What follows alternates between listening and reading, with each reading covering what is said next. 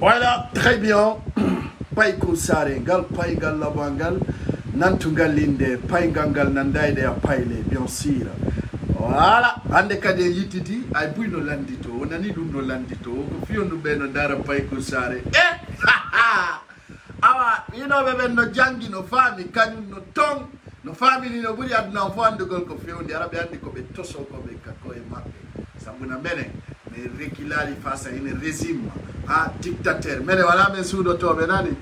Mais voilà, tout ma veli mo me yaltita. Ara jama. Boy ko sagata. Ata au jamode. Biutu. Kamon ka sagata kona sa yalti ka taliba. Nani? Kono mo anda Yolando. Ah, o fama sabuna molanda ki majja. Paiko Sare toutes les soirées à partir de 21, je ne peux pas intimider. C'est un talentueux de tous les temps, chaque 21. Donc on dit, madame Mediaba, il faut, parce qu'aujourd'hui, notre talent, notre succès, c'est qu'on a aujourd'hui, Star Yondare Tedo. Oh, Nani Dunolandi, au fil de nous sommes la connexion d'Ara Paiko Sare. Amoni! Hé! Madame Force Tago de Yondare, c'est dans la matière, style, hein? Ah, birdi.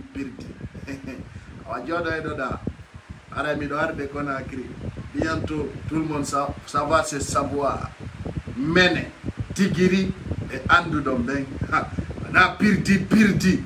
Donc, on va la maille. Rien absolument. Rien. L'enfant là. Il y a un moment où il y a un bataille. Nano fi motengi ni la. Comme elle est na takuluti kwa na do kopia me kopia ni. Nange ndia tindi kemengi. Adna ofo jewe te terra te. Oui goirewa yalla kono bui ko sana mujoki. Mene monati si fas jame me penya na moyo na taka difusa wawata non dinara. Donc mene menga chaka de. Iwi buirewa yalla go kono bui ko sana mujoki. Tindi keme mene me penya na moyo na ndondira. Yalta fus. Ara no wai musip endaro be Paiko Sare no kukala ko bendari tamo.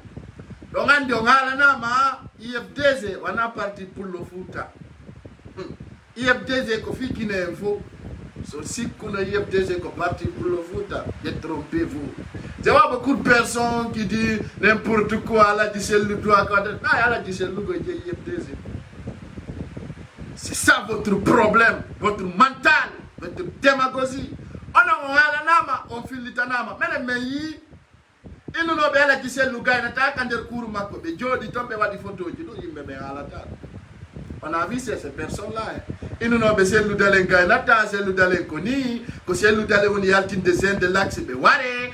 mais wadu be ya ikada ka salo c'est le dalen be wadi photo ji be post kapatima ala ko birdi ala c'est typique la game sous star ou donc on terre toto do IFDZ on a parti pour le foot, on parti Guinée. Donc on a d'ambuga surtout le pas bengo. Personne, c'est pour cela que je vous dis, chacun est libre. Chacun est libre. Quand on a un communicant parti avec autre, nous sommes indépendants. Si vous avez IFDZ, on parti pour le foot, on sait qu'il fait rien, détrompez-vous dans ce cas-là. Mais il doit y avoir des loudales. Ah, quand il y a des loudales, il y a des loudales. Quand on a dit mais il me dit quand c'est le talent, que ça l'homme a jali watale. Derrière il no kirdi quoi. C'est bien quand les mêmes personnes reviennent de dire qu'ils sont matures. Ça me fait rire. Donc on a un objectif. Et comment tu t'as pour le faux? Quand la cohésion dit qu'on est aimé c'est le talent de Yoyema. Mais il n'a pas un faux. Maintenant c'est comme maintenant. Nous avons mais faut qu'on fait un fake. C'est des règlements de compte qui sont dans leur cœur et ils ne peuvent même pas régler le règlement de compte. Parce que de un, Allah a une opportunité de faire la chose. Ça vous n'a qu'un bébé qui il faut qu'on ait des pétales. Le plus malhonnête, c'est lui qui garde la haine. Vous comprenez? Le plus malhonnête, c'est lui qui garde la haine. Mais oui, fala doya ka IFDZ ton na ba bengoto ji ay sen lu dalen jewa IFDZ jama gile fo ji IFDZ tu as quel kilo tu dire que quelqu'un ne peut pas partir voir chez lui dalen mais moi en personne je peux pas ah non il y a des naïla chez lui dalen tu peux pas aller chez lui mais tu peux pas interdire chez lui dalen de voir celui qui est parti envers lui On a tampignon. On a aussi coupé ben faux. Ah non, oui de trompe tout. C'est un déchi parce que si coupé ben yep des éco parti full ben foot aussi qui fait nada. Il te dum et oremo. On a mari berne. Online on fa gonde. Mais ya. What goal blogger yaga wada birdi. On darto to la mo alfangu. Argol do wada birdi re. Mais so ka jude. Toujours imbe. Mais toni kini be fo be on time ba.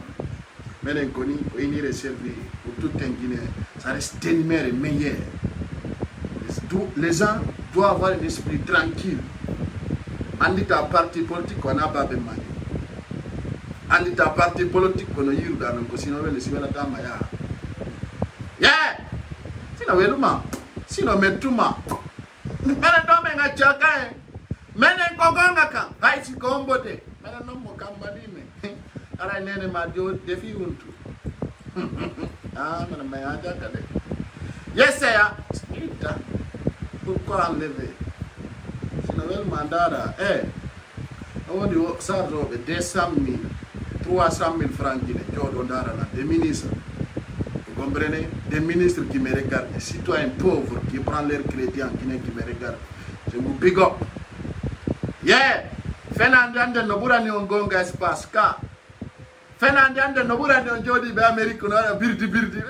ka. Bene Fernandande de jinda ande wonta gonga.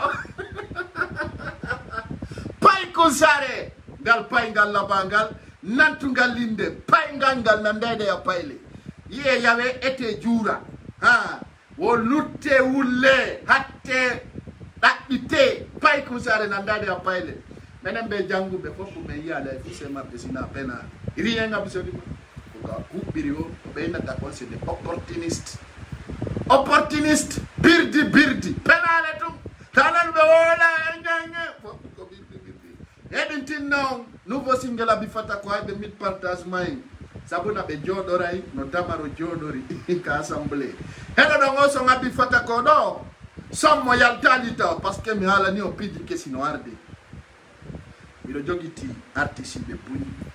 la culture la Guinée fait le bombe comme maison ambe. Tawata single di mappe yaltai, yedin tinnaw, yaw ka sendi ma tawon jala to ara yarde. Piji Puni no arde. On a d'autres projets, maintenant menga chako ko pol chata indame. Onoli, tawadu birdi de. Yo wadu meia. Pai kusare na hala. Dawa ya wada meia. Harawana samakala. Yeah. Allah no way men kono mede way bu yeditido o sondo no o yaltali nani kaptiro be wattana ila badon doy o sondo ko keso poul o yaltali ka carton ngedo si dayi di songom mele kere partager mi no handi mi no max artiste bu yadana lando soñi inambe une personne arata nyande gore da yota prometterum raté quoi ngini la wongel paingel sare tapi ndenya de bi classe mo walli ni moda min bi baba min bi sulo la mi walluma min ko fewndi doni alla ka wadi mi doni ko mi wallo yimbe salmini babe ngan depuis Paris et la nguro famille on faut ala big up pour papa on est ensemble hein que Dieu vous bénisse min ka fewndi doni min ba jotto la puino do be andala ngol be wala kala ko be fala ko birdi ara non si painga ngalu be chaque 20h be pas ko ray wasardi ara be windi ti o ko ganyo be e tir dalan quoi parce que la ngandi ko birdi si mi ara be nawni ka berde mabbe la fala e dade singela bibo fatako kesidi na sama kala abinda do wi joddina na ma tawa na birdi mi acca ka ko goddo walata mi ay colonel dumbel waccani mi non fi ko goddo birdi no to menen depuis me ngari ka Facebook do wana samakala menen samakala la programme jamen depuis me ngeuti ga ko nindi si damoni ara da kirda est-ce que l'on va là de nouveau single à bifada 1000 partages en bouse 1000 partages en bouse les seuls blogueurs guinéens qui peut gagner tous les jours à partir de 20h 1000 partages sans doute chaque vidéo donc alpainga no feti hakko de Allah nana no be o kambe jangi so be vidéo be bataille 10 000 personnes partagent mes vidéos ala Oi be jangi ko pay ko zare woni janga. Kono be batay 500 partage vidéo ma moni. Ala wota wo be buri lan ko ay listare Allah amoni. Yey dum no ndara lan no lamdi to ko pay ko zare mo be am jonni. Hey! Ça fala monoto. Ni pay ko zare me akaka. Nene ko adna do ko lutti ko piya me ko pije di ko nangendia. Yes. Voilà, ok, on va faire la ok, on va bombarder de nouveaux singles d'Abi Fatako. 1000 partages, hein. 1000 partages. Bousez ceux qui ne sont pas patriotes. On tape les boutons. Et d'awan de nos maris on l'artiste s'appelle Abi Fatako, son nouveau single bientôt sur YouTube, toutes les plateformes. Bientôt son nouveau clip débarque avec Minimal. Nouveau single Abi Fatako, bientôt son clip débarque sur YouTube. Juste je vous présente cela, ça c'est un nouveau single raccourci ce soir. Voilà musi endaro de pai kusare osai dono kukala kandari tomi ai miandi wo penomoni ko pai kusare ndare teko osabu na kambe be jangi pai kusare janga o kambe be fami pai ngangal no huda o kambe be parkina ko pai kusare woni huda do mido jabbi fogoi bien sûr pai kusare huda do mo jogi auto personnel makoy e nder Dakar do il y a 6 mois il roule dans sa voiture personnelle anda parkina koy I know que j'avais été du type de Dieu de Abono. Ming. Coup d'yandi no buri barki di bui. Non mi mari come ara no. Ono nyamwara. Ono watawolo ara. Oyi non ko gorko. Tawde ara wana ka hundu ko nani. Ara ka di kabernde ka gorko. Ara wana birdi. Donc, à partir de décembre, Inch'Allah, pas de ça sera qu'on a créé. Ando to qui, comme woni homme de terrain. Ara wana sa makala. Usibe wambe de pay kusare o saydo weltano lando siloge jamno kala ko wonno en gatodo do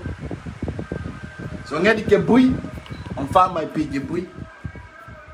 wadna mo wonden do fewdo do ni buy no sikkude ko be sikki kon to woni gonga ara fenande sikkitare mabbe de buradu. Je vais parler aujourd'hui de notre président Cellou Dalein. Soyani Cellou Dalein no moka imoka woni donc parce que connaît do munji do andu do mokala no do wonde ka place mo. Sanda mokala kono jogi tortamo awata andu de mokala konto wonta. Dans ce cas, c'est que je vais vous dire, chers Guinéens, chers compatriotes, il y a des Guinéens qui veulent nous désorienter pour toujours. Fala ben itude ko fewndi ko sabuna kenna ko be woni ko yimbe redi kilube ala ka be tawata hay yimbe holorabe ka leydi si ari kasare ka be woni be yida tay mabbe parce que sont des personnes ridicules. Miato mi andi tinna pullo fo be wi ko bare yawante yadu ngesa nyari ka matatu nka tagado wana bidu kala mo yido mo sende lieb désir. Ah non j'ai FDC na njey wana babemma anta ka wonda don wondo wolu de fi wombe ya di FDC da mari carte d'identité la Guinée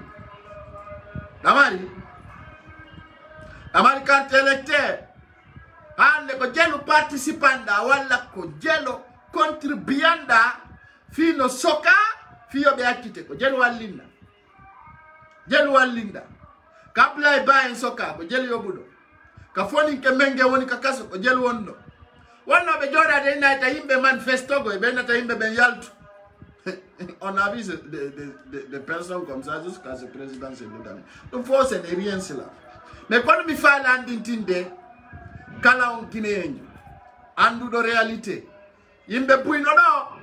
be ina pullo la mogo sabuna be jetti règlement de compte personnel ibe fa la yimbe goldu ngi FDC. Nous les marchata ko do wadi si me ngandintino yewtereji feddudi me nginni on IFDG wana parti pour le Fouta. Ça soit clair pour tout le monde. IFDG ko fifo woni soso woni manika woni foresi si tawno num wana siga Cellou Dalein wonno don harayno jama fewndo do ni ide mapi ko dogiren sabuna wallahi billahi tallahi siko fulbe futa go jeyno Facebook do har ko kambe dirigeant no si goddo wada direct buyal titatano do tellement ko tawata hibe boni hibe anyani bende mabbe ndey no way wa kembu titawno ko fulbe futa go jeyno minnion tawno ko fulbe futa go jeyno Facebook kambe tungol litirano Allah wadi dun tay wana balejo je yaye ko bortojo mo taw ko pade petto wattuto on terto to ganyanedi terto do règlement de compte pénal de la sens hande ko mi toroto kala wondo kayeb disi waye no présidentiel lu dale wayno wayne mo nyota ko ajumu mo wi wona pere ko ajumu mo wi wona pere ko ajumu mi do andi dosi ka gorka wada e meya ara wana ka mundu ko to ko wacce mum hande kala mo yidon au sein de l'IFDZ décidi yahugol laissez-lui be inni jikku ko jokke be wi non ciawana sola kono jikku sola ta min kala tawdo décidi ya IFDZ la porte est ouverte nyande kadi fala da yahude wo ya nyande fala da iwde wo iwa ko andi tata présidentiel lu dale ngo wi tout un Guinéen compte dans l'IFDZ. Encore dans ce pour citoyen, comment a fourni sur des IFDZ à Ottawa, participation de collaboration avec Awad. Alors, non, comment dire donc moi, ya, qu'on va voir dans le monde. Donc, ça est un village, moi, à Uber, Gaïnitan. Ada jo da wada birdi rek ko famille gol kanyum e prophète Mohammed tipo di no famille na kanyum ko kanyum e makoro ngen jangidi ar no famille na kanyum ala ko buri dum sinara ko penale ko tetto do on jokka dans les normes savoir respecter les chefs tawata si chef joma on woli awawa iteddinde ko dum non pullo futa sani on jaba ile dum si chef jomao sa yetti godda ikkini mo yeso da tuwa accude o dirisama so yima bon hunde kari jaba parce que ko an subi yo ardoma oyi kono ginembe gono tan ko tumanadu da wula buba mabbe o sibe fam hande kon woni objectif mabbe on c'est de mettre des faux débats c'est li kamano hawti ke yayi FDZ fo no ande li kamano e makanera kake menen ko no ginembe be ngono fulbe futa dio don famude hande bui hino yawde fese ludalen fi tuni golmo c'est-à-dire be ara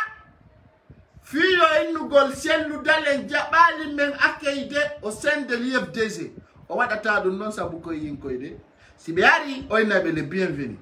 si be fokiti o ina be bon route. Mais comme ton présidentiel de l'État, premier erreur, comme tu as ton Golandi Semisidido. Si tu as un tiala dans la Guinée, wala nelang.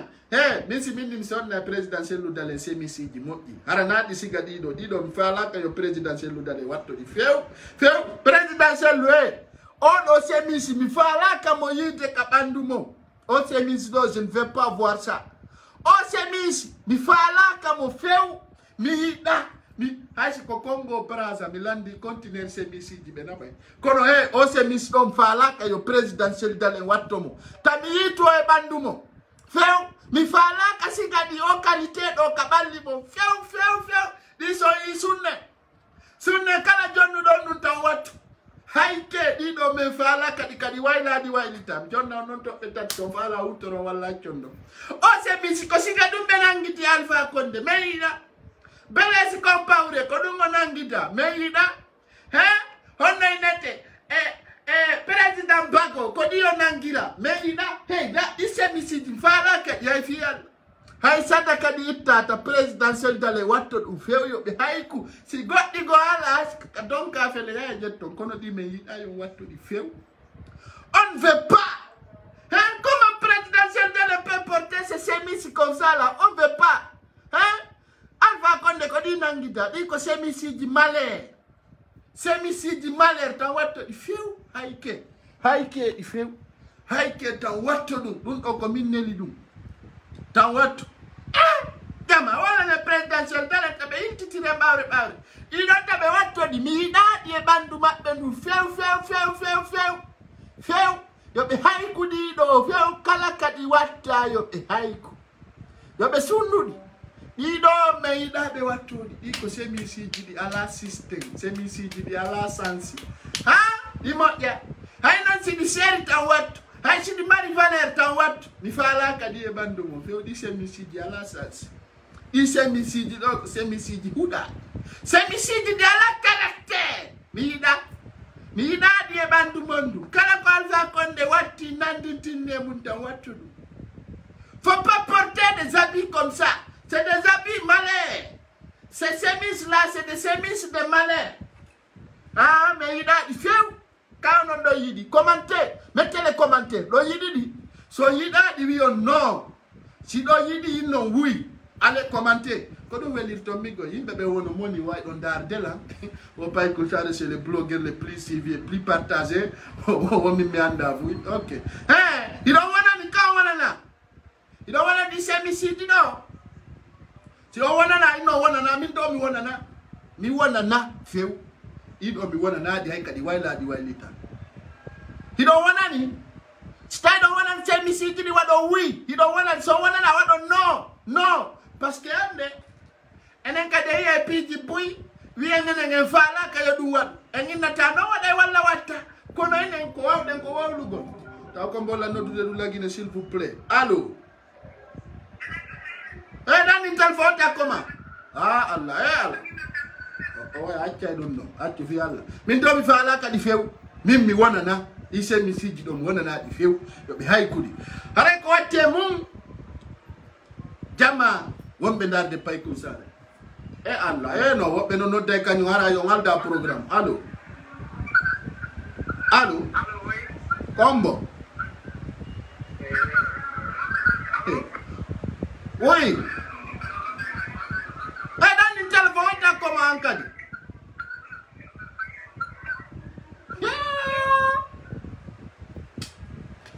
Bon, on l'a gagné do la ni no dira pour de quoi. Ah OK, yimbe be ni wala na di semisi do présidentiel lu daleng. Donc ande jama musi e fulbe tan jab way goto créer haine entre mains. Goto hay e goto ta créer division hakunde men hay si communauté o jaw. Il y a des opportunistes qui veulent créer de la haine dans jaw. On kon woni on haine fewndo satuno be arano e holli point avis mabbe on mimmi yido wado be video ji mi tay ka réseaux sociaux do be wi o ko sellu dale woni wadde agent de l'axe ware kono ay hande sellu dale remonti o jawi hande be wiwde e bon sellu dale c'est un peu personne on no fode jabi opinion politique mo kala e no falira e no yarata dum hay goto concernant ay goto kono o sende ni FDC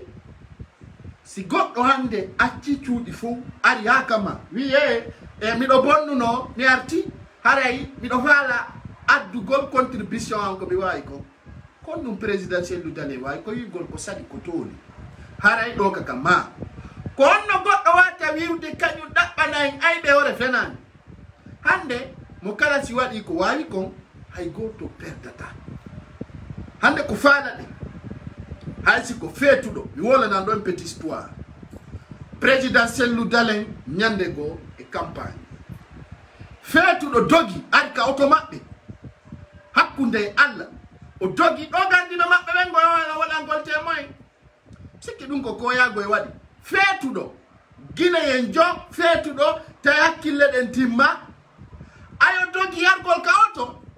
gardi be ben duñimo présidentiel lu dale wiyo be daro be jetti feetuɗo be jawni ka nder auto maɓɓe feetuɗo ha tawɗo no watti conci tunude be ƴetti on non be jawni ka nder auto maɓɓe feetuɗo minnuma feetuɗo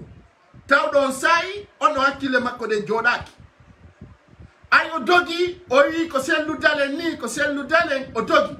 ay ɓe yimo ɓe udditi auto on ɓe jawnimo nder to nden ñande ɗum waɗi lam plaisir ka ɓernde am retour maɓɓe on Conakry campagne 2010 Carrefour cimenterie jiwo no darino ke Carrefour cimenterie jiwo darino e tawi on suma ko pick-up poil Ford ɓe woni emu tellement ko mi woni on ko wolante ɗo miɗo andi pick-up poil Ford moment jiwon dogi nangi traverse wangali bang gadi jon wadi moni Philippe gol mo jiwon atitali tasel dalen no do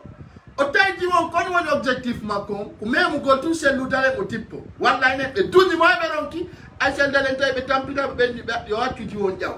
jawi je le souviens aussi donc hande dans notre espoir mi yado yimbe no ara kapazando goddo wada ko metti be no pay ko sare bulokumo minna mi bulokata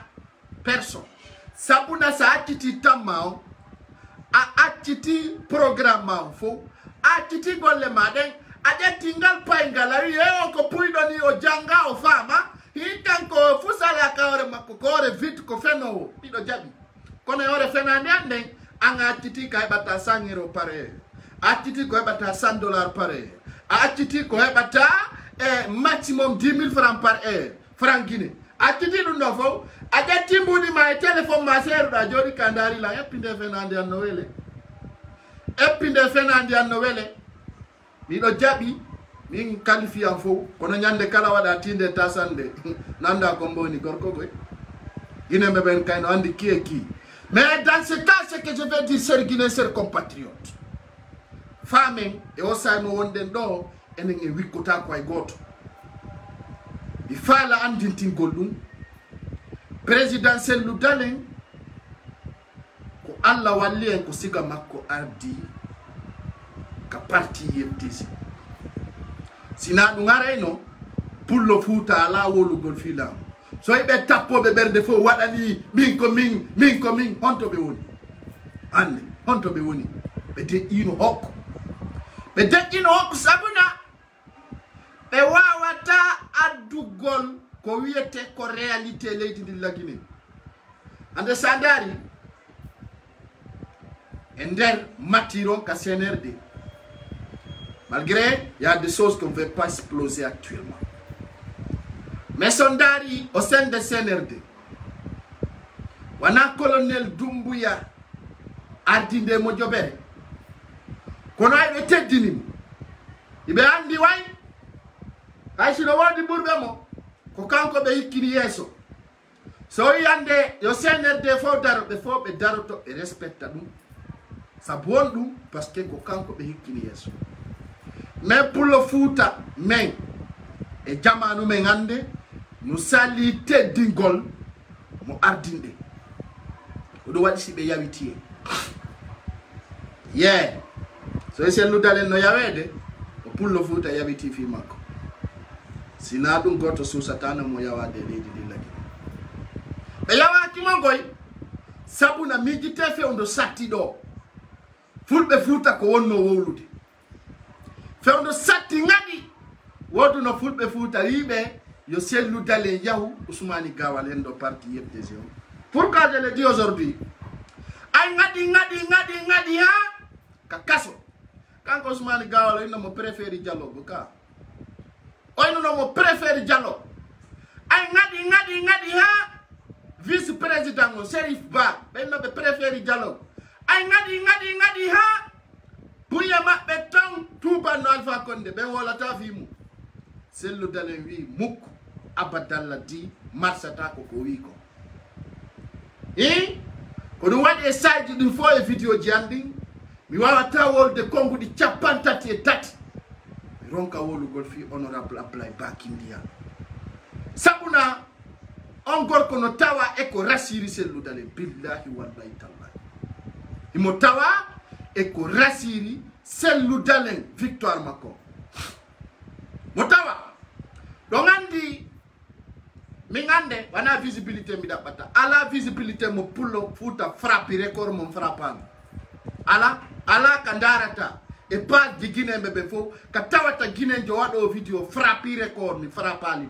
on ala hande si blogger no darnede e der Afrique do Paye Kousare fait partie dans la matière, dans la compétence be andi hay iya le ino andi way Paye Kousare fait partie des représentants en Guinée. Je suis représentant partout. Partout là où je vais aujourd'hui, il y a qui est qui. Donc dans ce cas, Hande, faut ay fewndi kedo fo no way wolude kala ko fala chacun est libre de s'exprimer maintenant ngaru tawon yimbe ben golli lawol ha gol diggi ara wado ngam paranti camion e nder dum sikko yimbe ben ko fetube mele meden fala fo hande mi jitte Roger Bamba mayan do gonga mayan do réalité ande fo no andi ko Alpha Condé woni sabu Roger Bamba e ore tonye sabu tum mo yalta no mo wola gonga ay be tay wala na kibe be tay ko mabe wara ay be warimo be afo yi dum don be wuli ko dum ande be weltanto foni kemenge ay wari Dakar do onon do fo mi huno fa boymo minni e nganda ko arata yeso wallito den foni kemenge e bengure makko nde e nganda no nder de balde don o yalta no ka Allah wadi yebude 8 millions francs guiné fawdi kanko foni kemenge o hendi e nder den don balde o yalti ka prison kono o yawti do il y avait beaucoup de personnes qui disaient et nous sommes des cadres, des coordinateurs, des antennes des FNDC. Mais oui, on a dit, Nenyande, Walito de Foni Kemenge, ko yimbe ngelo yaltu nodo, nous sommes là pour soutenir Foni Kemenge. Quand on dit, ayo Dakar do fono réclame de filles du gole mako. Fop no fala yidu de mako, asko be wadu fotum. Kono fendo wonno ka kaso mo pira, himo letto, himo nawni. On wakila non ki jettu gol infra mon finance. Hande source blogger, ender pullo futa. Hadi yimbe be hola ki ko men jokki kongo gonga parce que be jetti o kambe be jangi o menen men janga, o kambe be fami menen ko men nay. Kono hande ko men watte konko dum be faale te wadde be ndara yimbe be ndara ta be arabe modi. Ayo pira no fendo pirete pullo futa wi o mo bungina ma bungali ko udado. Donc dans ce cas hande mo kella na mamali nyande kelle elti o amataka o dikpa e hande so jetti do wado be video ji buy fulbe futar no be de yok taya be susta wolude ayugol selu dalen ko president yebde tay be susata hanya nyettu gol be susata wodi wibe mayanta o wi mayanta wo be wolia be wi wo population guinéenne on colas mais il fait partie de la population de la Guinée. Il faisait partir hein. Mais ça t'a pitié tout. Min comme toroto. Alors. Comme toroto mokala rassure-toi. Holoda hotoda. Ko jokuda kon wana fenande. Ay siko no sikki ko fenande. Ni fenande ande so dani la ngotogoy. Do ginde. Nyande go kadi be sikku be ko gonga jokki nyande men fotti lagine o e ndara be tawa way ko pay kusare mo miyay no ni be tawa na goto akuni Allah billahi nyande go e tippoto lagine fotte terate tawa hay afur andini ni amini mi andi ayawiti orema kala mo yi dara da yawiti kono mi do tori Allah kala yawiti do fiyan nyande go e fotti lagine hansi ngay no ndir tum be worbe ben fo ditay gite kono wana fo dundi yitere do mi mari ko mi andin naw sa wi ka gorko dun ka dambugal biro ma kanere ma sa yalti ka taliba nani mo kala non andi ko no ngolori are musibbe wombe darde pay ko sare o saydo e yi piji buy e yi piji buy minni on Facebook ko janna yon piji buy stratégie ji buy be holuno don buy huto don sikkunobe kadi ko worbe ara ko rewbe foppuno wodi ka kono ko mi toroto tum o sendel yebdeze e yimbe ben faamu hunde wotere présidentiel lu dalen woni baaw makko teddine mo ene jokkuna be hande jokkunobe fenande be fo be wallina e penade be arta baaw sellu dalen be jokkam ay labani be hande si élection présidentielle yama wana kono sikkita ko pellet ala wado motarta go dans les urnes dans la compétence ala wado motarta laɓani ɓe pon joni noon ene wona gere faala ɗen hande yo Allah dandan o dande dartagol colonel Doumbouya fuso waɗa hen kono waɗi yimɓe ɓe famata ɓe yoton ɗo fo innata dartoto colonel Doumbouya ko fenande hande si colonel Doumbouya décidi wonugol ɗon o wonay haraka day gosto wawata fus rien absolument Alpha Condé simple citoyen mawɗore nde 95 ans ari wari en holli dictateur yagal jooɗi ke reñi ko Doumbouya waymo lappude ittamo ɗon on mbo ittimo ɗon bonanta o poro para menen min waɗay ɗum menen min waɗay ɗum men ɗum fopp ko penale rew kulle jemma hakkude e Allah fenade fus birdi tawno hay si ɓe hotelagine ko ɓe négocie garan on goroma Conakry on négocie ɓe yaha Conakry hay si ɓe yahay ka maɓɓe ko yoɓe négocie ɓe yalta ɗon ɓe yaha ko ɓe ɓiɓɓe worɓe nani penade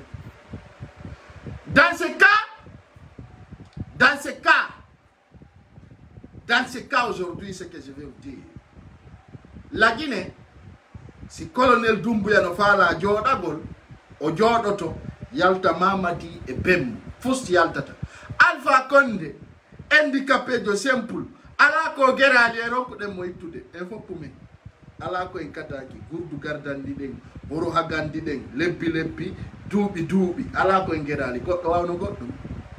Fippullo Fuuta no ko arme goɗɗo ñeƴƴuno ay fusira deƴƴi hokko waya berɓe yaafade kono colonel Doumbouya julɗo Allah o ayo tawi woɓɓe no wi o ko fi sofugol hoore makko waɗi so waɗi ɗum woɓɓe wi ko par ce que lannimo mettutude kono no wontiri ɓernde nde colonel Doumbouya mari nden wana Pullo Fuuta fo mari ɗum woɓɓe no deesuduno reweteɗe ɗen fof rewnugol walla itta luɓaki sellu dalen fi natugol lagine jooɗoda e Alpha Condé ɓene mayi fulɓe Fuuta préfére ɓe accutugol golle mum coopéra e Alpha Condé meɗen andi on gol kono hande ɓe yeeɓe fof ɓawa sellu dalen men terto par ce que hande sa piiji ɗi sel dalen no andi guiɗo mum no andi gañol mo andi fof imo andi imo suti o sikko sellu dalen ko feetuɗo plan Guinée fof naka newre sellu dalen ɗo gosa droite fopp mo andi mawɗo no andi emploi Guinée ɓe ɓen fof hande so yani ɗen wowlude hiɗen jokkodiri hiɗen wakkili tawde hande ko sika sellu dalen ardi o parti politique yidde so ndaari hande ko yetton kon fonɓe fonde no mari jangguɓe no mari cadre ɓe ɗum fof ko fenade parti ombo Pullo Fuuta mari orde IFDC ombo parti ombo hande sosoɓe mari sina IFDC parti ombo maninka mari hande sina IFDC hay goto joni noon si maninkaɓe faalanoɓe ɓen e darta golle wi artay min natata ɓe artu eɓe artu par ce que hande taw hiɗen tori la Guinée dans la sincérité kono noon huɗa ɗon a innuɗamo janggo ko aljanno yette no kanko yite ngel no huɓɓude jaɓata woodi ɗo Guinée ɓe buyi regret tuɓe ko wonno waɗude woni trop tard kono enen tun en observe hande kala no wawɗa ko noon Allah wantama enen ɗo fo ɗen andi se maayi siko aljanna natten e siko yiite billahi wallahi tallahi an tigi koyɗa andi sa maayi hande siko aljanna natta e siko yiite ɗum hiɗa andani ɗum hoorema par ce que ɗa andi ko jokkuɗa ɗa andi siko ko moƴƴi hiɗa andi siko ko boni hiɗa andi siko ko feewi ɗa andi si feewa et je remercie aujourd'hui toute une personne qui décide de soutenir Cellou Dalein ande sa soutenir Cellou Dalein ko convaincugol ɓen guinéen ɓe iwnoɓe ɓaawo makko no artira ɓe wa ɓaawo makko ɓe yaw fi intérêt maɓɓe ɓe yaw fi intérêt maɓɓe fi artugol hande waɗa piiji buy tawata kamɓe kadi hiɓe tanɗiɗi hiɓe waawi hande so yi Pullo Fuuta no tappa ɓernde wiya hande komi guinéen mi waɗay ɗum ni walla komi ni merci colonel Doumbouya merci beaucoup o yaawi ko Pullo Fuuta yejjitata o yaawi ko yejjitata hande a ñiire muusi pay ko sare woɓɓe faminay ko kañum woni sabu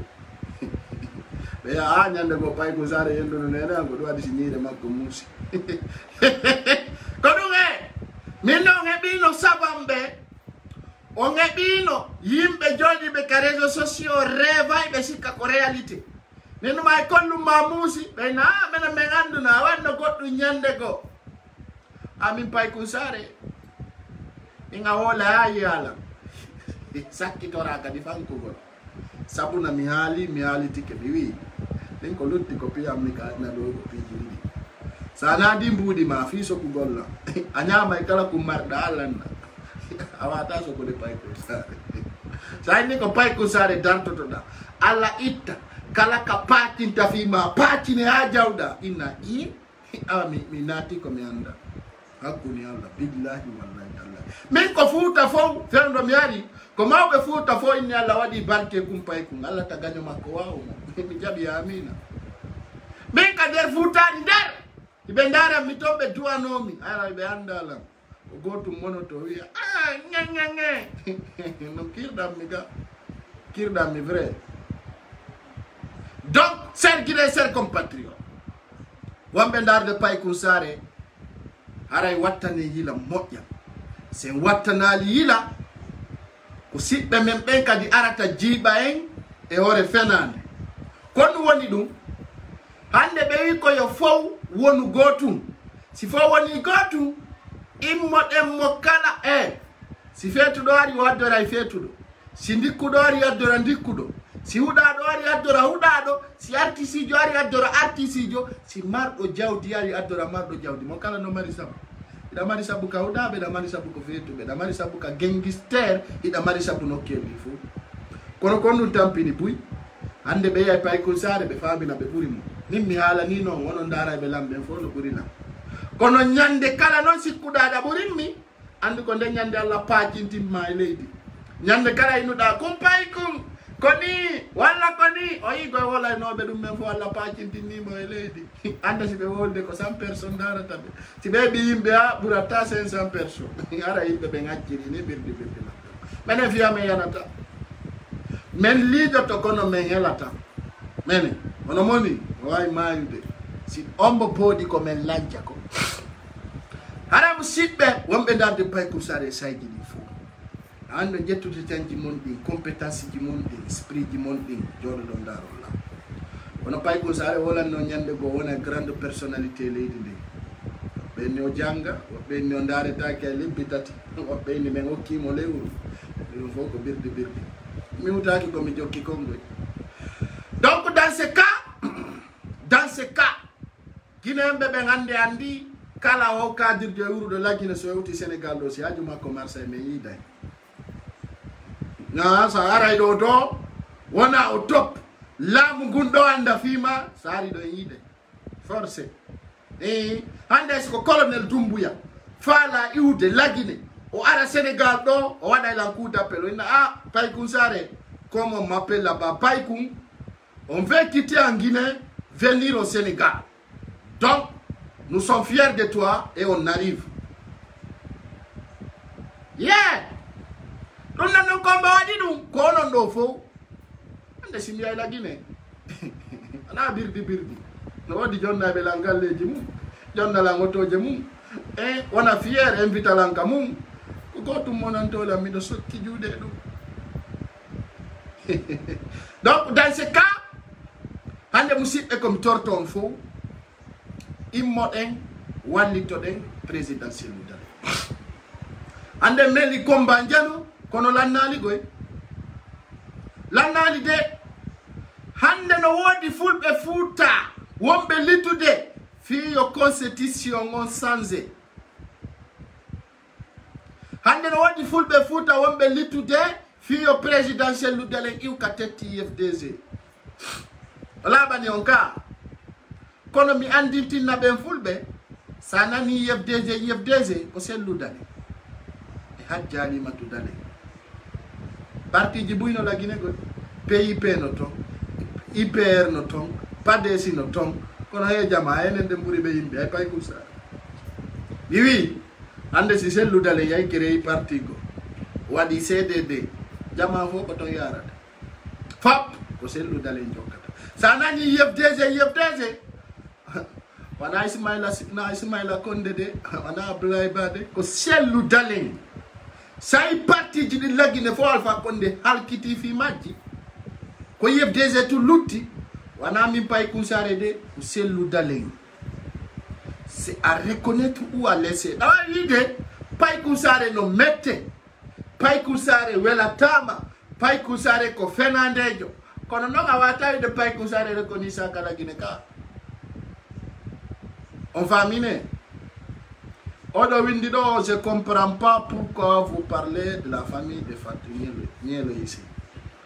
bon koto bewi mango bendirali fita kodo nyamude bewi no wosi mango bunji kodo nyama itaka nyama sayi hande fi famille Fatou Nielo yo no wolede antigiti pose des questions pourquoi on parle sabondum mi antintinne ko sabondu woni si Fatou Nielo en no wolede fi ko fi be wolu de fi sellu dale madnal l'enfant anti repana madum parce que no wodi fulbe be famata be wi si mango bendi kodo itaka fo nyama be wi non hiru awero afamine ayle munere den no jandi ha kono nde fo ko nde bitte hande yennu be buyno lagine kono wana fo yey ka kaso comme fala yewtude fi Fatou Nielo yen de eta sabuna mo holike a hobbike hara non ko babida kon ko fenande andi fi ma de eta kono no woni ko mi fala yewtude be Fatou Nielo ukkondiri ben no buri mo sabu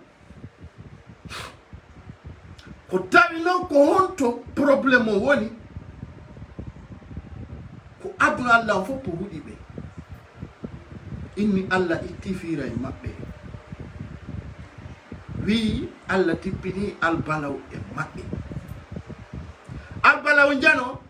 haysi ka teddinado sa woli fi mabbe fi ma hayfay haysi tawi ka nantudo inde tawi fo no teddima no respecti ko wolata kon sa woli fi mabbe ay ko be jasube be wada e jasere mabbe den e ma hondo woni kon fala yewtude enen do fo de ngandi no be wirata non no pay Kunsare arti non ka réseaux sociaux et on a fait beaucoup de erreurs et on a demandé pardon tant pis pour les gens qui n'ont pas accepté ay kadi ay be munya ki fus be wawata rien absolument hay ko ngiru ngaño to wada be wawata elandi ke be yafuye sibe jabi sibe jabali pay Kunsare arno do wadi bêtise ki buy e sabu ki buy e nokkeli buy fo nande no woni e men to ni fo me yo yafu sibe yafike bismillah sibe yafaki ka be holori to wosi ka Allah sika ka sharia sime yai kadi be tay kadi fus be wawata menengo mene menen go no do tapora no kirda menen ko adno fo duani me yalla barke ma pay kum parce que ay tani men ko wawda ko hatta fi famille Nielo on deja ka aduna mede hatta deja on andi min si mi toni mamia ya fo si wala na ki mamia ya wadu ko wawda odun dom mi wa si mi bonnima ko mi wayi nugol ko yafano la sa ya fotako minna ya wadu kala ko falana kadi presi jesia Dakar mi suda ki min ko non mi waye min ko non mi way si mi bonnima minnati mi bonnima na yafano la sa ya fotako minna ya wadu ko wawda ko siko saria mai siko mbudi holorda no gasara ko marda ko molorda nati wada ko wawda ko feja ko piji didi wawda o sa so kayla walla accitala walla yira mi no falira da non accitira mi no aja mi apiya la ngara na dikata ka famille ma fu dore de ma be fo wona handicapé mena ko sama rushi me wondemu mena undu ko min ko no hay me wowlu ma tun ko boni ko karana bistraja mena me ngacca mena ko mari ko bona ya me woko won kiki nini mi ala biddo yala ay sila ni simi ma yara akonu lutti ko ya tangal pangal ka beji bu ko may go do posta do photo wadari pu mi do acca ko lutti min do yo goddo weltano yo Allah weltano na koni woni ko mi faala yewtude do ande koto tola neddo mardo teddungal mo ardano pay ko sare arde ka réseaux sociaux no madna fo teddini respecti yewtereji makko di no wondi e mana ay sa yidam o la o yergina o la o deddina o la o jentito o yadda e jamaon ay se yadda e famondira kono ari ande goddo wawali uddutude hunduko mum wiya a tola ko woli kon ko ni o way indomi yaali kono tun ayo woli fi mo alla jasini mo alla foy gintinni tawata ay woluda fi makko e pi kadi ko buri mi ko welde andi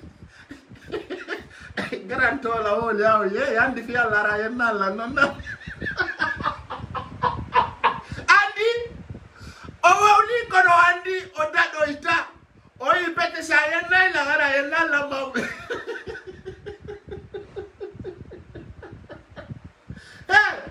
dama orami woli kala ko pullo futa tay ka wole de ko bewi do yo alla ukkindire udado dalla wollindiro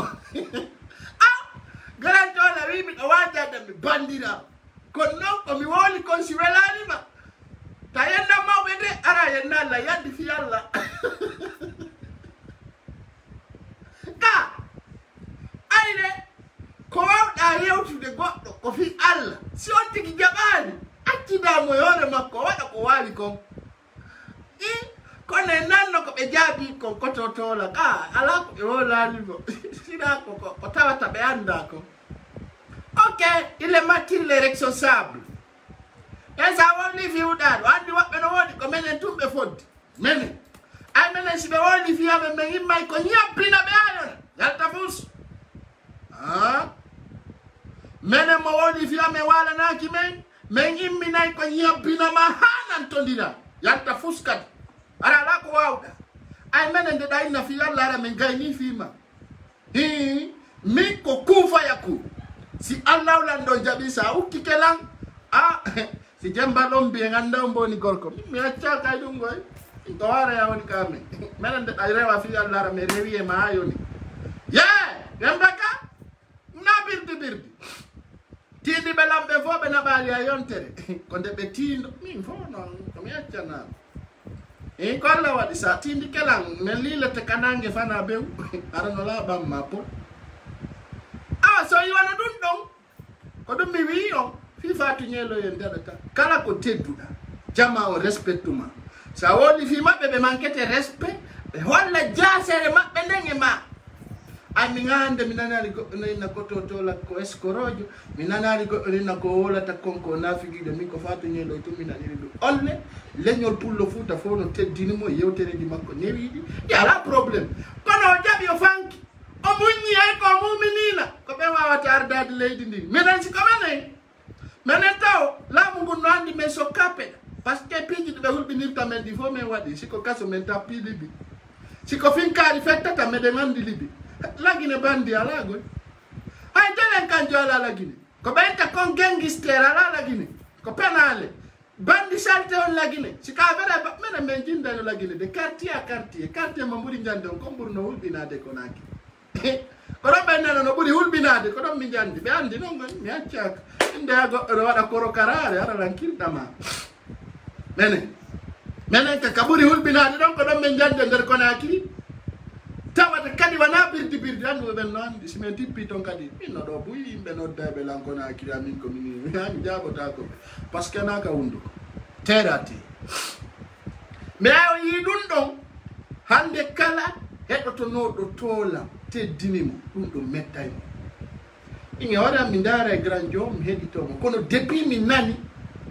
on no jasina mo dum don e horele ko wola ni ko don o eni yo sansu fi ay bingol moko ba e yenna mawbe ko dum woni wala naaki fatu nyele o tay ko dum do wata réplique anno ngayi do tola fanjo makko dum welete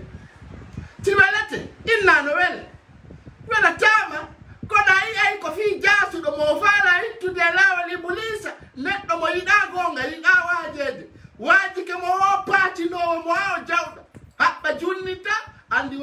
hara ko bandu babba woni kama bandu babba be wi kekuwal ko yidudangal wo ko yidudangal sa mawlingal da yontere ande singal karaki gal naadi hore den ko ma detta bobiru dun na baka yite wulnandu andu wala si hore de yalta alfa konde ko du wiuno o yaade Guinée c'est de torture benno e men kala ñol men dum ko fatu ñelo e sa jeji daade di e kamungu fotti be jabata be ay ko be wi ko be andi wo ko ko yite mabbe piya dampa I don't know, on va me dire, Arabiandi, ainsi que pas que vous avez no casar no gouda, mais c'est bien dit que moi. Pas tinta et titane yetida. Ben no wa force spéciale. De baka déconner démonter. Ko du woni kam ma. Donc dans ce cas ko keku. Joni non ben na fi Allah hotel na biton. De awala na be du Arabe na ma bur be Allah andi ko be ardan tamato. Atawa asika yanka yeddu do Allah goy. Bondo ko andi konfi Allah. Sanani be wala fi yalla sikka be juula e jemma nyalor mabimbi e kikide arabe fukkata wagutu ko fenande min mi wirdato min kam bi dawaliyu min ko ni eni commissaire faat sanani mo wala fi dina sikka ko kanko yalla wali data nyande o ko layi ko jikku bongu ko dombe innata ko waylitaade c'est-à-dire kambe ko be andi o ko yite mabbe rabotobe ha nantondira don non onon don on famodira kono fi Allah wati annabi jom be yidam ko to la tawolu sa woli be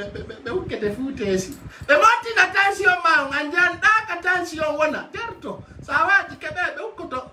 e ma be faale ma bonnu de inde ayi jon no e wala ni badi ngara dalle ko waju na to waji no da mo ya yo sortu mo wakili sa manti uda do piete bantu osi matiro jini ono dala keina la ilaha illallah ya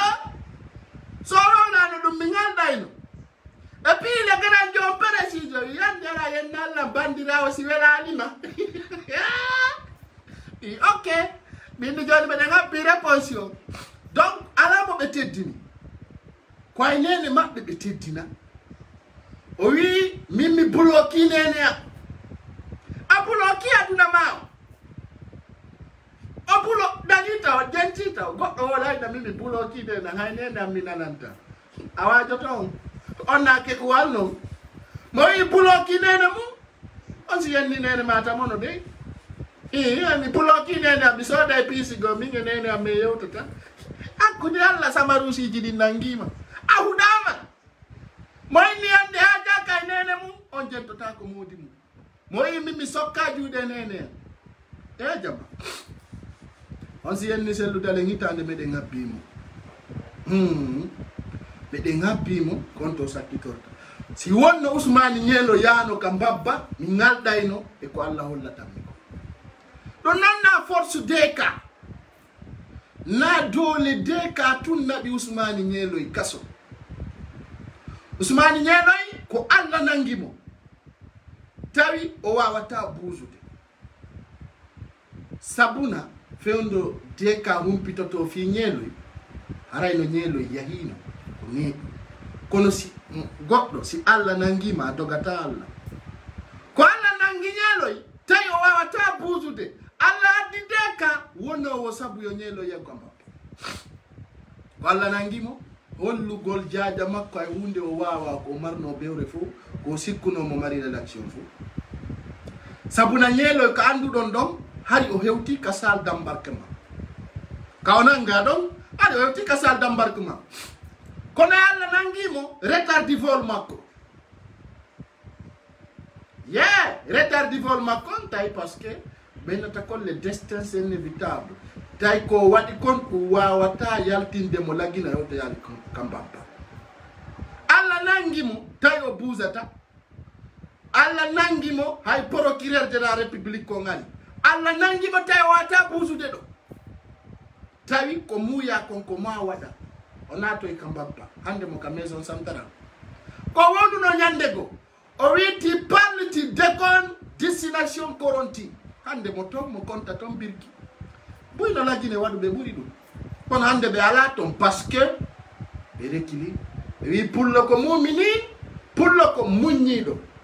pullo futa ala bernde yettugol kural lo way finkari fewtina banu adama pullo fuuta ala nden ɓernde sabuna hiɗen andi Allah ko gooto on pullo fuuta ni pullo fuuta heɓaɗo nder leydi men ndin e sayi mo wonɗen ɗo on ala on pullo fuuta suusuɗo ka ɓernde mum lowgol finkari wara bara maɗa wana jikku men wana stratégie men wana hunde nde anduɗen ino wondi e namumen hande taw si pullo fuuta yi musidɗo mum walla gaño mum no warede o simtiray o wakkilo o yaha o wallitoon hande buy wonnoɓe yatude ɗo selludele sodu pinka hande haɗi ɓe wowla ɗum haɗi ɓe wowla na ko yoton kon no poro paranne ɗo de c'est pas tout le monde qui est prêt pour mourir wodi yimɓe mayanta siɓɓe mum ɓe na fof deyi woni pré mayangol leñol mum hakkunde Allah hande na ko nanoton kon nde fof woni reya e yino ɗo yimɓe notre équipe va attaquer Alpha Condé on va lui prendre mettre lui en cadavre kono he ay koro mbaɓɓiɓe en tawno ko birdi de tawɗen ko birdi hakkunde Allah wonno ɗo inno ɓe o kamɓe si ɓe tippilagine ɓe haɓɓa Alpha Condé ɓe heññamo e jogue ɓe waɗira juɗɗe mbawa ɓe waɗa mo ni ɓe deta sakari la ilaha illallah wayma filmugol wayma cinéma on va attraper Alpha attaché mettre les mains derrière pompa hay pika ɓe yaltini ɗo hakkunde kono pullo fuuta mo andi aduna ko ha seeɗa ko ɗum waɗi ko yimɓe gonɗinɓe yimɓe anduɓe Allah ko gooto so yi e nder aduna on ka compétence ji fulɓe ɓen hino mari jawdi Allah no okki ɓe piiji buy ko okkaɓe waray ɓe mais ko hande noon on pullo fuuta wonnoɗo miijitagol par ce que hani ɓe faala e naadugol e propagande fenade wanayi waray ɓe selludale ngolli kanko o ƴettata finkari o jonna guinejo yo wartinir kanko haali o wi kanko o warata goɗɗo fi laamagol o warrata goɗɗo fi yo laamu kanko selludale ngolli kono hande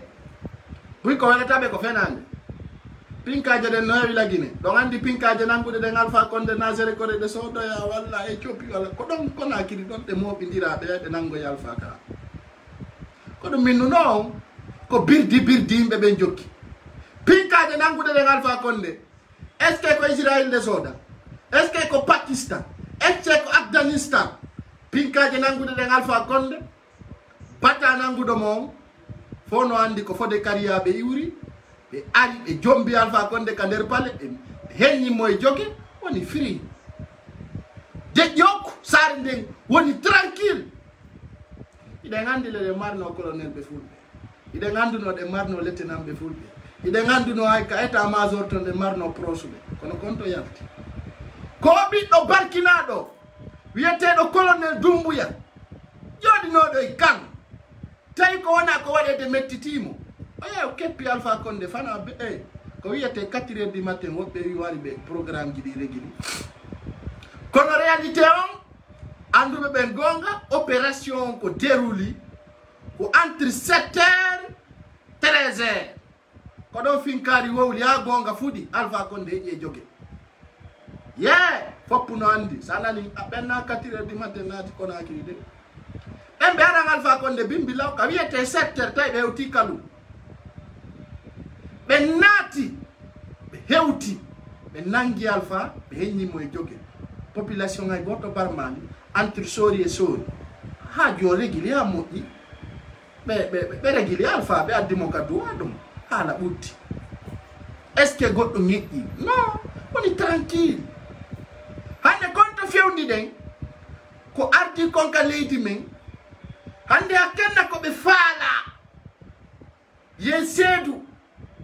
hande ay be yi goddo takko sellu dalen be adda kambe dumaji e sellu dalen do aka wadde dum sellu dalen do kono gonnu do do wadde hondu rien ala ko non wadde le fokkiti campagne il fokkiti élection communale piji buyno fokkiti arayta en jabbo ay hunde senday enen kala ardo feme fewndo do wontide ngi makko wakkilo de woni tranquille conscience tranquille se yari non en anday ko honto fokkitirde alla dandu en hani hara en anda ka faala de hande de yiido yimbe buyi yennunobe sellu dalen kanko o ndari o tawi c'est pas au sens sorcier o acci be don so yande musibbe dumbu ya jetti laamu nguntu o acciti prisonnier politique mandi ko toñano hande o acciti 16 présidentiel ludalen o hande o yibe yayto be visiti hande be wadi dum do fo ko sellu dalen wadi dum kambe go be andi ko faala no kon do fo sellu dalen no wawno wadude mo wawno wadude dim piji fo yettugol pinka jonna yimbe be wartindira laamu ngu netto kono o wakkilaki dum wala somen makko ko hunde butti laama gol hara no niwi hara ko doy hara waradi diddo ginejo kono be be fodu fo be wallinno e jetti problème la ginejo fo e faaye sellu dalen ha sellu dalen yaltinibi e yimbe be nani hala o sellu dalen yaltinibi be yimbe be kawre lawo Allahu akbar ara jama ato e mutade tay ngawju tay jabu kadi be wada hunde wotere hore men gandi ande o fami be wawata on waddidirde colonel Doumbouya alhamdulillah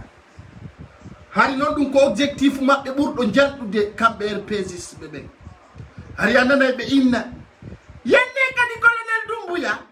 yennemo odona Alpha Condé yenne colonel Doumbouya odona Alpha Condé nani hala mabbe jettende yewtere mabbe s'il vous plaît nanende yewtere mabbe s'il vous plaît be yawoyo be yinno Alpha Condé e yayo be do yenno colonel Doumbouya jama colonel Doumbouya ko Alpha Condé nangeñe jogi kambe RPS be yobe yenni colonel Doumbouya hare don no newi hino famini kono wiu ko do kadi yennimo o do na ko Alpha Condé ko mena buri o gandude o do na ko Alpha Condé ko ngoy o do na ko Alpha Condé ko nangi Alpha Condé detti mo enye jogi nabi mo habaroy amen halna kono men critiqueray no Alpha Condé parce que on mo jettu me yenni ma goddo wonna o gonga tu yo on tigi yenni o kono wadi men rapportay no Alpha Condé e gouvernement makko ko parce que me wata be patinde har me wata be sofinirde no colonel Doumbouya fala be sofinirde ni jono men tay men premier bal wala mengal ka réseaux sociaux hollugol kala ko Alpha Condé jokki ko boni hollugol kala ministre jo Alpha Condé ko jokkuno ko boni men jokki dum men daki e dum ha men sofini mo alla wadi men gagni jonno wonon kadi darte colonel Doumbouya aray do lagine to yennom mo ndaron ko watta ko colonel Doumbouya ko Alpha Condé ñe jogi musibbe be adde polémique njano na to e mun dey hayno fulbe fuuta tawete tawobe way bien sûr ben don fournisseur effort di njani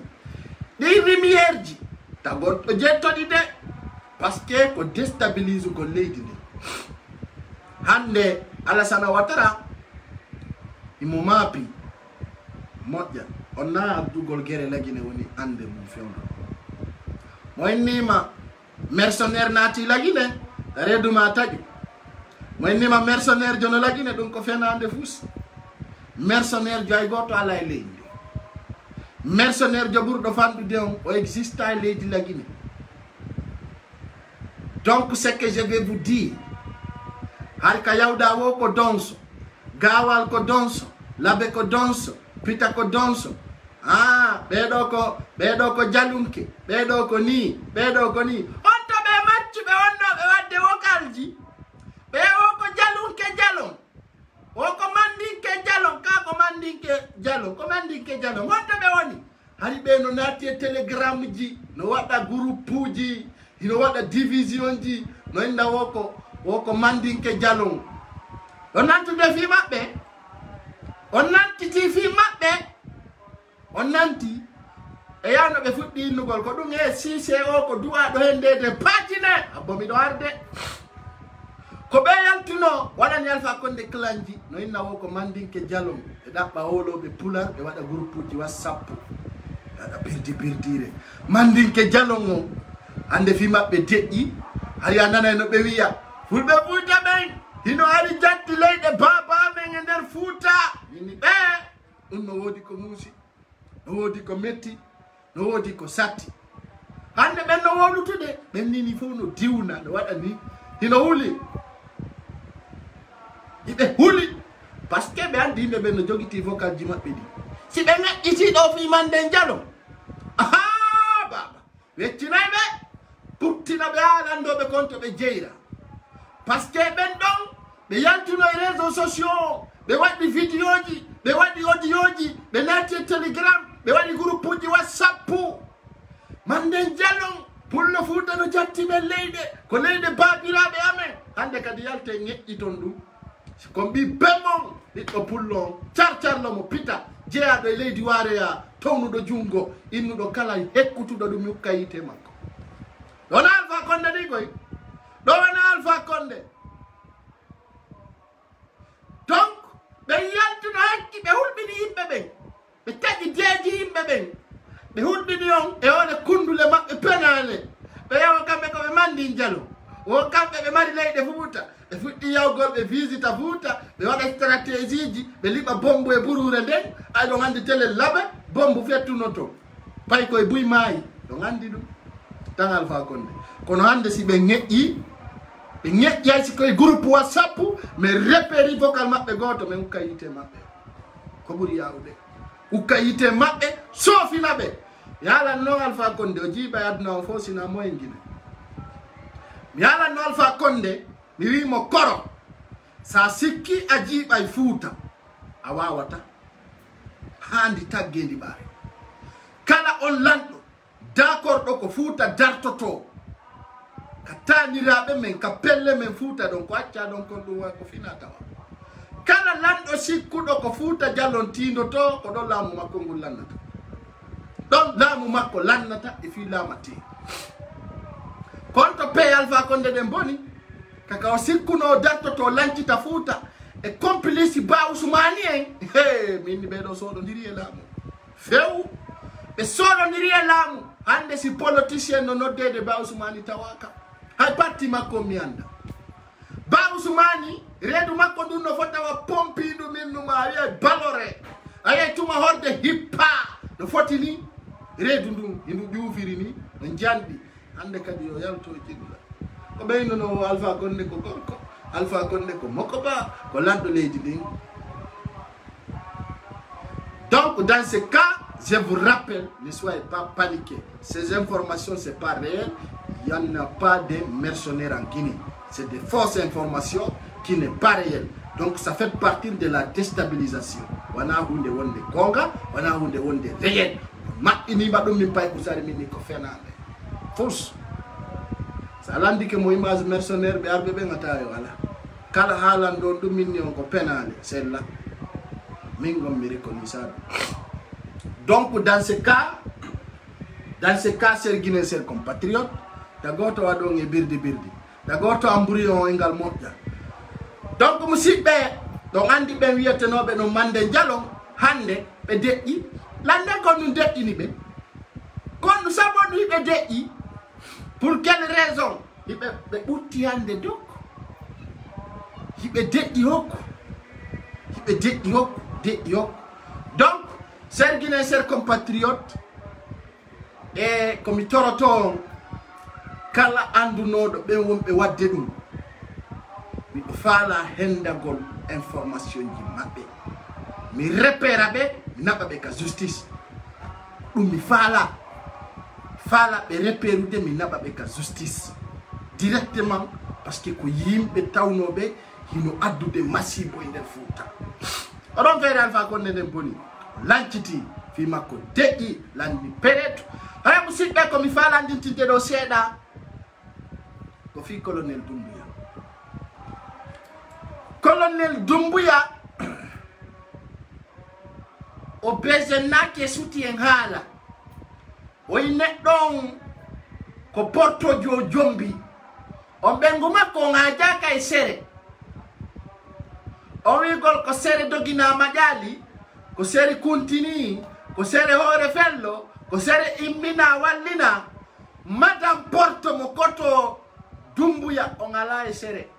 on portojo mo min gayni ɗon on tawaka e groupe sere ko sere Madina Jang ko sere kumpit mi anda on no sereji koto porto jam porto mo koto colonel Doumbouya oɗo ala e sere dey oɗo sanari ko sere koronti ko sere dabompa koto porto tawa kay ɗum de ɓe ganda sere few innugol haray ko ɓengu koto anni ko jaja porto woni koto mum haray ɗum ɗo fof ko fenade haray ɗo gandi première dame de la république ɗo oɗo tawa kay sere hay goto ko ɗon tawa Allah walliri en lagine hay siko min Paykun Sare hande waɗa ministre de cultivateur ayay woɓɓe no wiya Paykun Sare ko garanjo on depuis ko neeɓi meɗen gandidiri on ko paygal on tertoto ɗum c'est là ta goto jokku ɗum ta jokku sabu jokku compétence ma on wakkiloɗa e ɓiira wicca ma on ko ɗum woni imen ko ɗum woni wirugol dans la dignité kono hande Allah walliroɓe buy hande sere ala toon dey ka présidence Alpha Condé yaltuno fettani on ɗo woko rewɓe ɓen e waɗanimo ko waɗi kon ka élection présidentielle woko rewɓe ɓen contribue primature makko mais ok anda ko rewɓe ɓen waɗanma ara jama o sere ɗum waali ke telen kapane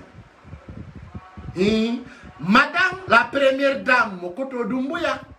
on ɗon on tawa kay sereji ɗin koto porto ko andi ko windanota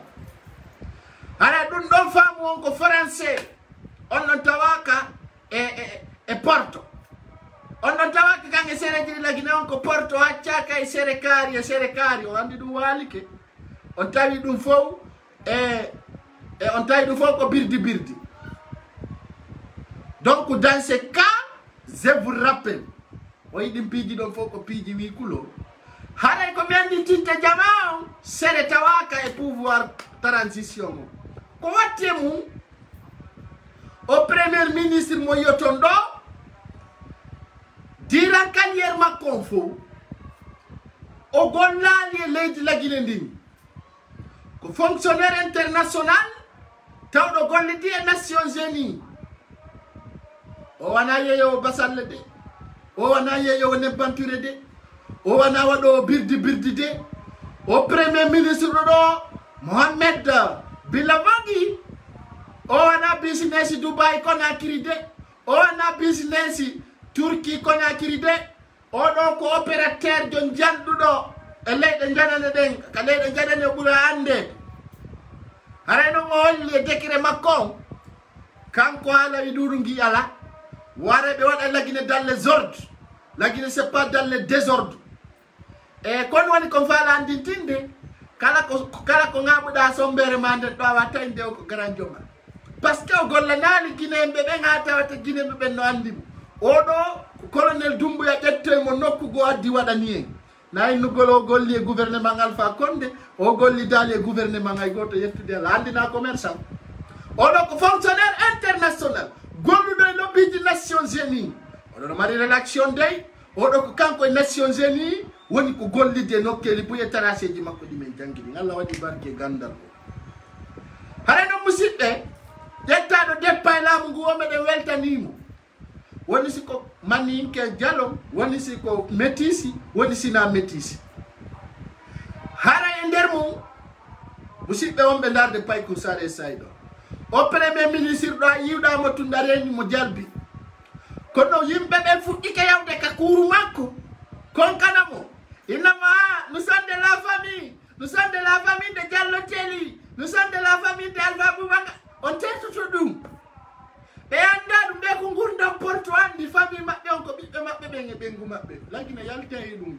Andito, c'est le travail qui paye. C'est le travail qui paye. Travail beaucoup, gagne beaucoup. Dans ce cas, il y a le sabouji. Comme on t'appelle lundi. Oigo Colonel Doumbouya, quand Koachaka, Nicolas, c'est mon garant, ça lui, c'est mon ami. Colonel Doumbouya, ou Andi Tignon, quand Goldo Yami, Colonel Doumbouya, comme un coré, un gol l'attaque au gouvernement. Donc, au service. Il nous go Colonel Doumbouya, mais ne wonti comme un jandi di Tungalato. Oye, mais là, non, mais ni Colonel Doumbouya, quoi, Tiko, Kala Koya, con coordination, t'as eu tout comment. Quand militaire, ka onda donc. Coordination wataru Allah wadi ay giri ka kanto ngayari ka pale onna ni oja mais ni mouvement de senes tajabu dai ay si komi ngardedu tajabu ko penale marche ta si senes kona kriyon no fala gollude be fitu lawidi yo be fitu itti bambe to rompo ngam dalla to be fitta faw be yanti na ka teleji e ka réseaux sociaux. Et n'a pas mené comme un jeunesse, comme un mouvement fito belari. Et d'ara non si bébé un mouvement de soutien. Et d'ara non si t'as une âme goujonne tape mouni comme fitira. Quand on nous mené comme mouvement de soutien du premier ministre, nous men jabatadu.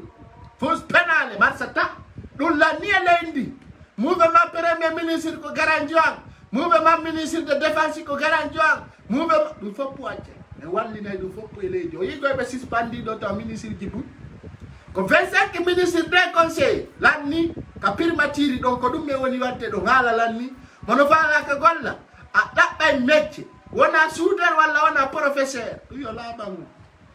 goldo be ben ko service me de ngay niti kala ko manki be watte ara premier ministre do holli ko neddo teddu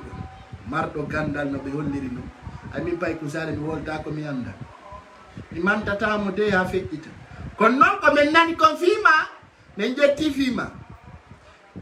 et je t'invite au Maroc mi wada Maroc on dum min leydi Maghrib bi fo mi do yarli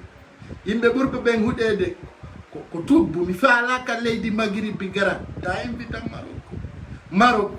Mauritanie Algérie Tunisie Libye mi ayal jannar tito mi yata sinami pousse faala ka de leyde ka de wayla de waydita leydi ɓurori tardinde goɗɗo ko Maghrib a wona e Maghrib sikka ko hankiar dara waɗi ɗon duuɓi tati mi faalaka Maghrib miɗo yarli ka Allah yarli ka nenejo yarli mayɗo faalaka leydi arabu ka wayla waylita min e nandutuɗo miɗo wayi wi leyde tan mi faalaka Mauritanie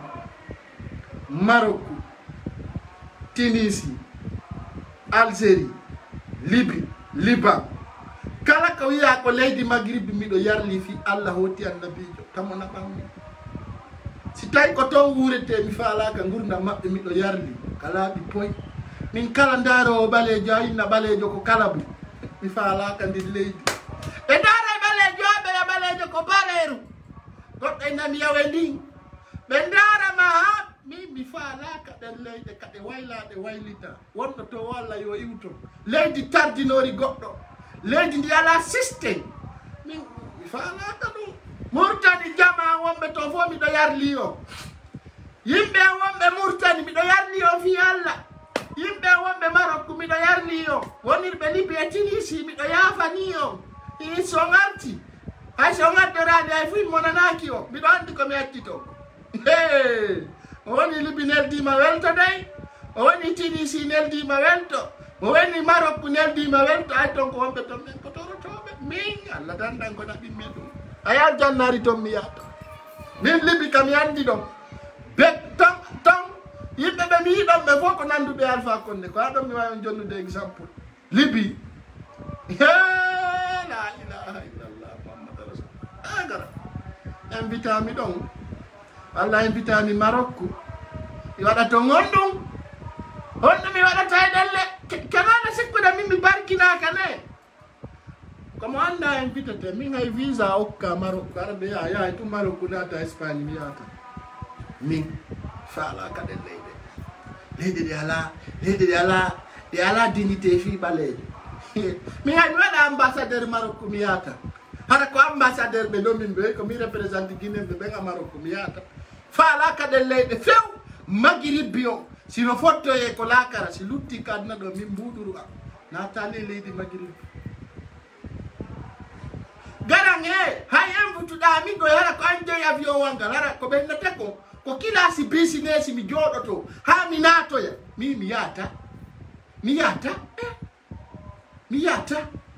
mi yata few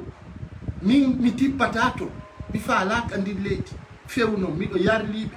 yo be yar lola siko ton bonerango woni alla yo ittanan to ngartiranan miga arkishanko woni ton foppu mi monti mi fala kandi leydi few Mauritanie Mauritanie ayno to lebbi duubi mo ida ono buumi asusta euro dirgolle goɗɗo kayida ono hekkano yimɓe ɓen haram ya tato min Mauritanie jama wonɓe ton ɓe fof miɗo yar liyon ko laaɓi poy min ton Mauritanie si sonnajo heɓa yawnati Mauritanie so jombamo yeyi to heɓay bobo net ton ñande won ko denna boji ko woni ko Mauritanie ko subhanallah ñande won ko haaju golle musude la ilaha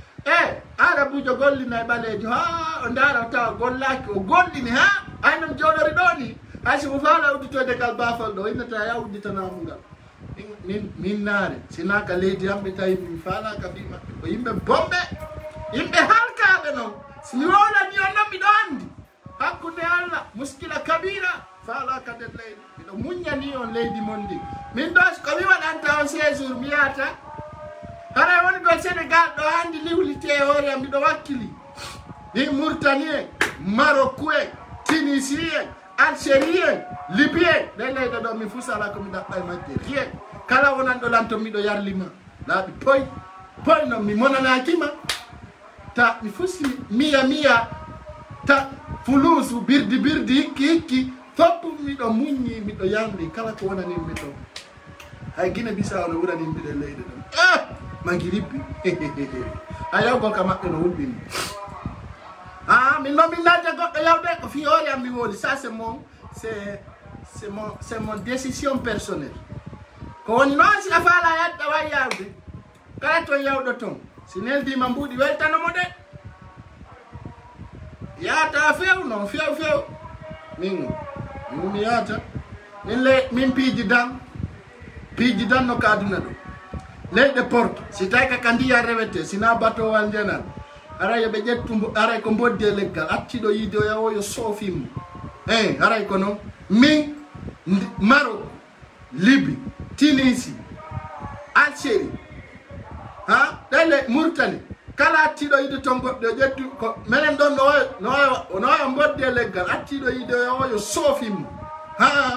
ko ɗum mi wi min mi faalaka ɗe leyɗe few leyɗe ɗe yiɗa neɗɗo leyɗe ɗe considéra bano adama minga min mi hajaka e yaadu komo gayna doganta leydi goɗɗo min Sénégal ɗo miɗo wawi wonde ɗo mi wuura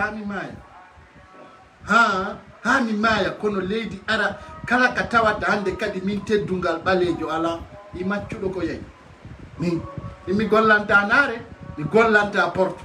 min ka mi woni ɗo handi taggendi ɓaare min ɓi mbabba ko gollani portoje min Allah waɗi bacciya mi gollanta porto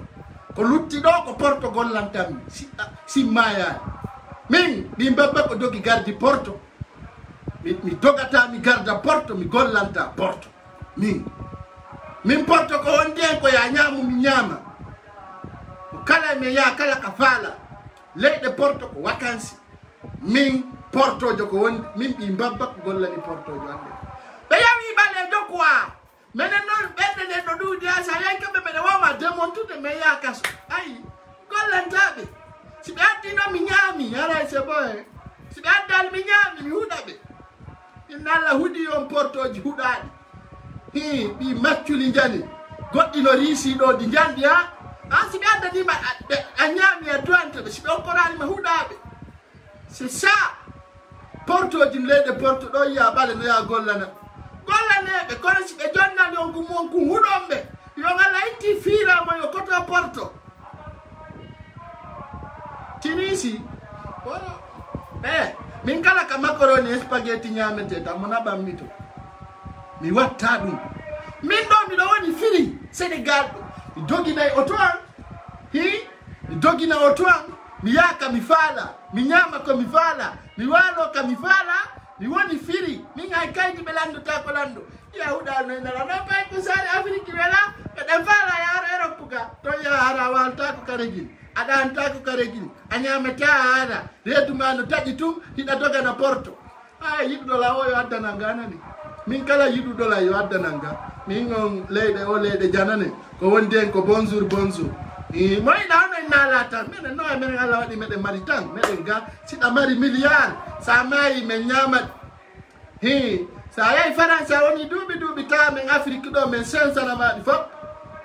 sa yoni leyde portari do adda di fop men sensa di nyama di do men fedda so invite la Canada mi yai so invite la Amerique mi yai so invite la France mi yai so invite la Portugal mi yai so invite la économie o Maghreb o falaka menen ko golluda leyɗe Porto ko golluda hay sa naatiɗi e banque aɗi e risade Afrique men sensaɗi fof min jonnite kadi ɗo min landoma sino lutti ay meɗen ga meɗen wonani en ga ko ɗum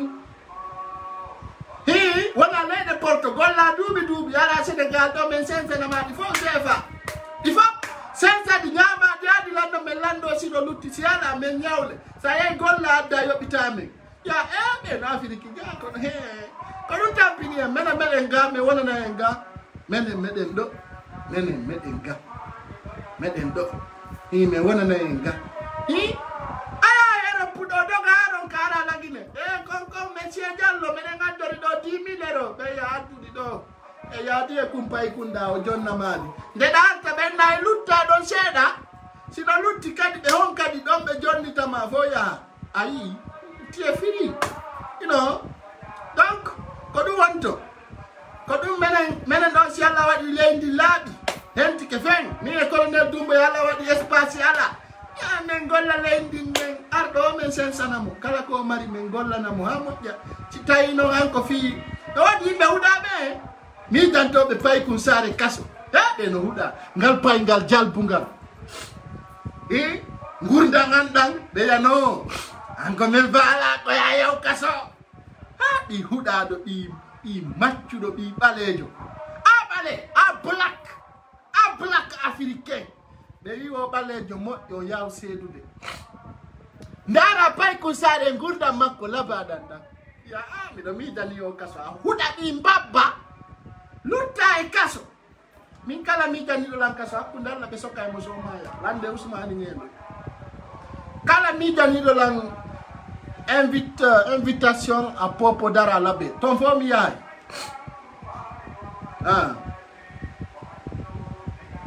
ton fop mi yaay Labé Pita ton fo nous sommes bien jama e yaay abetu e Marseille min goy leyda Maghreb on domi miɗo yarli nani koko laaɓi poyi min je suis bien musidɓe wati kon yewta on jama on no weltana fi ko ɓe woni kon innitirde colonel Doumbouya ɓiɓɓe maɓɓe ɓe hara meɗen weltaniɓe vrai jama on no weltana kadi mi fillito fi ko ɓe woni kon innitirde colonel Doumbouya ɓe gure maɓɓe ɓe sabuna hande sa heɓi ɓiɗɗo a innitiri colonel Doumbouya haray ka tigi ayna yon tigi fenu haray no weltanima kala e ɓuɗo ɓiɗɗo gorko innitirimo colonel Doumbouya yo Allah okko ɓiɗɗo gorgu okka mo power okka mo puissance okka mo doole okka mo dardia okka mo porgal ngal colonel Doumbouya wakkiligal sere ko gonga mi weltanoɓe sonnaɓe ɓe mi hayni ɗo waɗɗuɓe programme ɗo atomi feƴƴude taw e actualité ji ɗi min goyde kam invita komi falaka yahde to mo invite lam mi yahata de ɗum ɗo min mi wolata ɗum fiyo goɗɗo welto min mo invite lam mi falaka yahde mi yiya mi yahata ɗum ɗon birdi ala fewnu mo invite lam kam falaka yahde mi yahata ɗum mi wowde nayo goɗɗo monike ɗum ay kañum ande min ɗo mi yahata awela talantom mi yata few ini ni yaade lagine salla jam voilà a felande ino ɗo dey hay kono yitakita ok bendare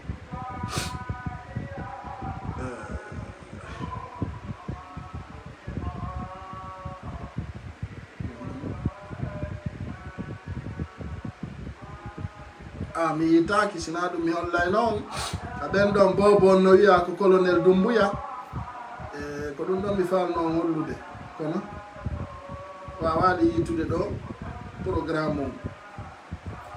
yiɗu noon hollude programme jiɗi kono mi wawali yitude ɗo donc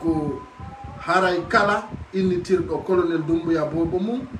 ara on tigui no weltana yo Allah yoɓmo ko moƴƴi dandamo sabu gaño ɗum woni ko tori ɗen ko kala voilà ɗum woni ko tori ɗen donc mi wawali yiide vidéo kono voilà ok ino ɗo joni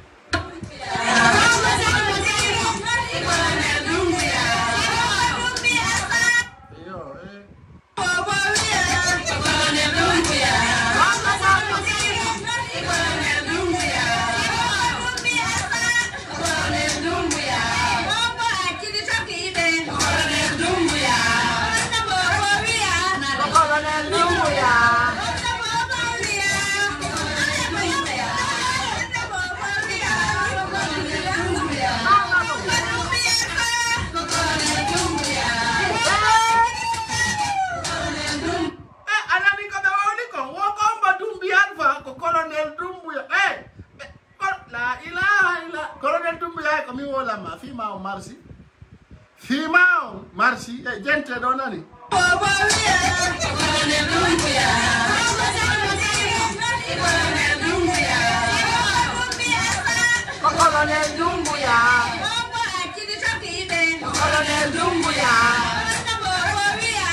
Colonel Dumbuya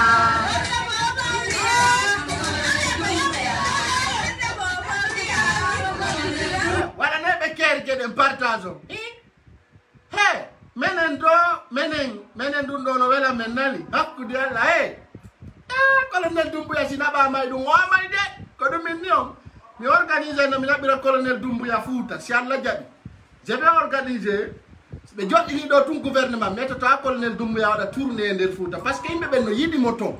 moƴƴa mi etoto colonel Dumbuya o wada tourner e nder Fouta gente do nani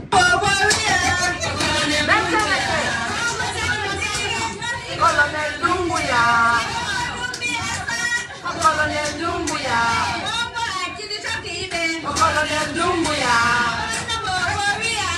Colonel Dumbuya Colonel Dumbuya Colonel Dumbuya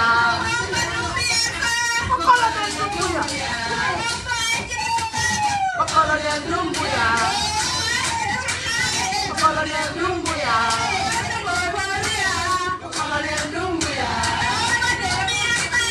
Colonel Dumbuya Colonel Dumbuya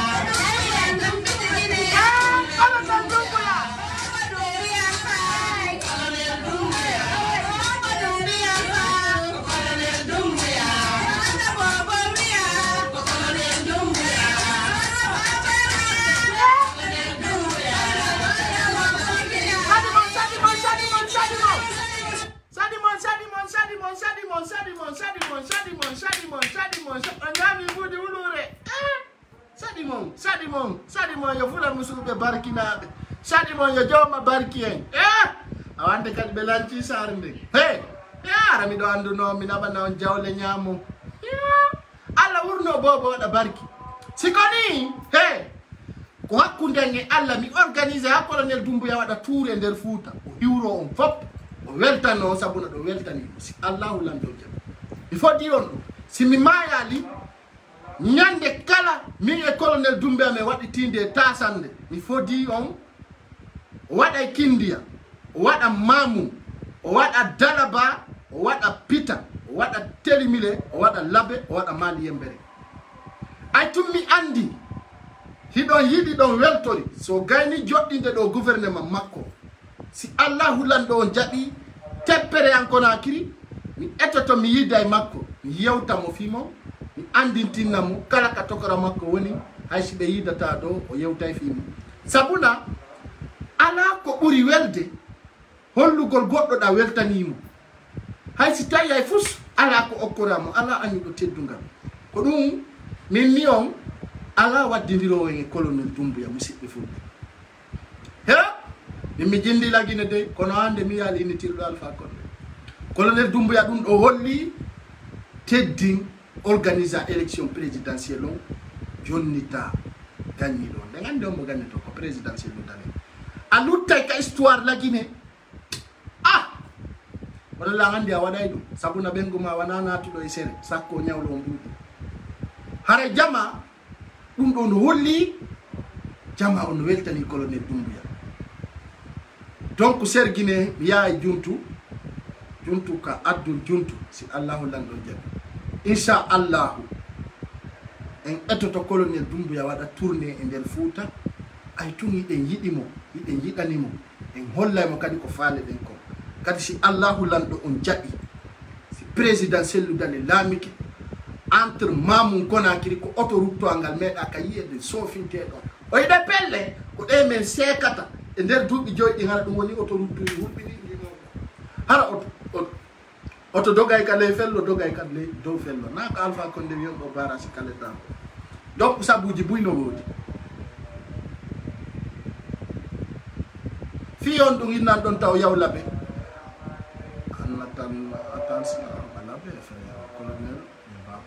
fi on ɗum innanɗa ta colonel Doumbouya yaw laɓe kanko yimɓe ɓe ala ko yimɓe woni ala toon ko hatta o yaha laɓe fi hon ɗum hatta o yaha laɓe ko hon ɗum waɗi laɓe on tertoto ɗum colonel Doumbouya yaha nokkeli ɗi fop surtout e nder Fouta na o neɗɗo bonɗo ko lamɓe bonɓe ɓen woni yahata laɓe colonel Doumbouya yahay o ala kerole nder lagine fop ko neɗɗo marɗo needi marɗo teddungal yawɗo ka juulirde juuli ka yiyanɗo hoore mo onon kay ɗo oɗo gadda duttuji on ittay ɗum e programme uji mon o duttu mon colonel Doumbouya bienvenu à laɓe c'est lui acce ɗum yandi préfet ala laɓe camp militaire ala laɓe hatta o yaha laɓe so yehi laɓe e ore teddungal e ore needi weltane ko jama o ɗum ko probléme o waɗa meeting ji honna guineɓe ɓen ko gotum ko solidarité ko la paix a jooɗe ɗo o yahay dey o yahay fof o weltano jama on doy seeɗa seeɗa eyo ton programme fuu sala toon ko boni minen komin tori Allah kala lanɗo arɗo ko yo yaw Fouta yiya Fouta no wayi waɗana en laawi waɗa projet ji makko ɗin e nder Fouta sene so nafitora enen ko ɗum men faala kono arɗo on hulɓinimo Fouta ta yaw laɓe ko ni wayi ta yaw pita ko ni wayi ta yaw Mamum ko ni wayi kon hulɓiniran toon ɓe kamen ɓe ala toon préfet ɓe ala toon député ɓe awa si on accali ɗum e ngaɓaygoy minen ta goto hulɓin goɗɗo laɓe ta goto hulɓin goɗɗo pita ta goto hulɓin goɗɗo dalaba ta goto hulɓin goɗɗo Mamum walla telimile ka yimɓe lamɓe duwa yaade iya état ji men ɗi iya no wurirɗen hande ɗen faala l'école ji hande ɗan faala laabi hande ɗen faala labutaneji e sikkude population no waɗan nden ɗum ko so lanɗon yahi o yi giggol ko yimɓe ɓe yiɗimo kon mbatula o haalanamo ko faala ko yo waɗe ton iyo hande ɗen faala maison de jeune ji hande ɗen faala e l'école ji hande ɗen faala labutaneji ɗon sikkude ko men contribuete ɗo no wawi wadde labutane ko laamu tu wawi ɗum laamu tu ay gawal o yahay o yaha Guinée forestier o yaha nokkel ɗin fof o ndaara konno jama o wuuriri konno jama o fewdori mo andi kono e gandintinnaymo wolanemo ko faala ɗen ko min ko objectif an ko woni komi propose ani o yiiɗi e colonel Doumbouya min nayo colonel Doumbouya ƴettu oto jonnammi miɗo mari oto ka katti wol yehi woto alal ngal yahay yee ka oto goɗɗo yahi woto an on yahay ka oto ma on ƴawi woto an on ƴaway na auto mi fala hande wana galle ɗum no fof miɗo wawi ɓande hoore am mi darnana hoore am mi waɗa ɗum komi faala lammarani hoore am oto hande si mi yahi colonel Doumbouya nayi okkona mbuuɗi komi honɗum tan minata colonel Doumbouya komi faala ko hara yimɓe Fuuta ɓe no weltanima ɓe faala yiwdema ɓe anda ko an Dumbi Alpha Condé kanga faalaka yiide ɗum ando yi Mamou Pullo Fuuta innitiri colonel Doumbouya en yii Kindiya colonel Doumbouya innitirama Laɓe Pita Danaba nokkel ɗi fof innitirte kono hande o yi telen to ɓe alama innitirde ka on yii toon tokara makko telen ɗa en ala wolde ko nous sommes tous des Guinéens mais telen ɗa ka anduɗon ɗon i ɗon tigiri ɗon ɓe innitirimo ɓe innitirimo ɗon tigi kono haaju men ala enen ɗe weltanimo par ce que ɗe weltanimo kono ɗon andiɗaka côté unda en ɗon innitiranimo de i ɓe ɗa ɗon andi ay ɓe falaka quoi falaka ene heɓen giggol ko ɓe faala hande ko waddidirgol en e makko min jaɓata noon minen ɓe ngotay ɓe andina colonel Doumbouya miɗen weltanimo yo si fo ka yiɗaɗa o ko ɗon bungata ka yiɗaɗa o ko holluɗoma giggol o ko on wondata ka goɗɗo beebi ay bare ma ñande o sa beebinayi ndu ndu warata ka dambugal ma non Dadis Camara ko bewre o yaari Laɓe bewre si tawnona bewre o yaaruno Laɓe manipulation Alpha Condé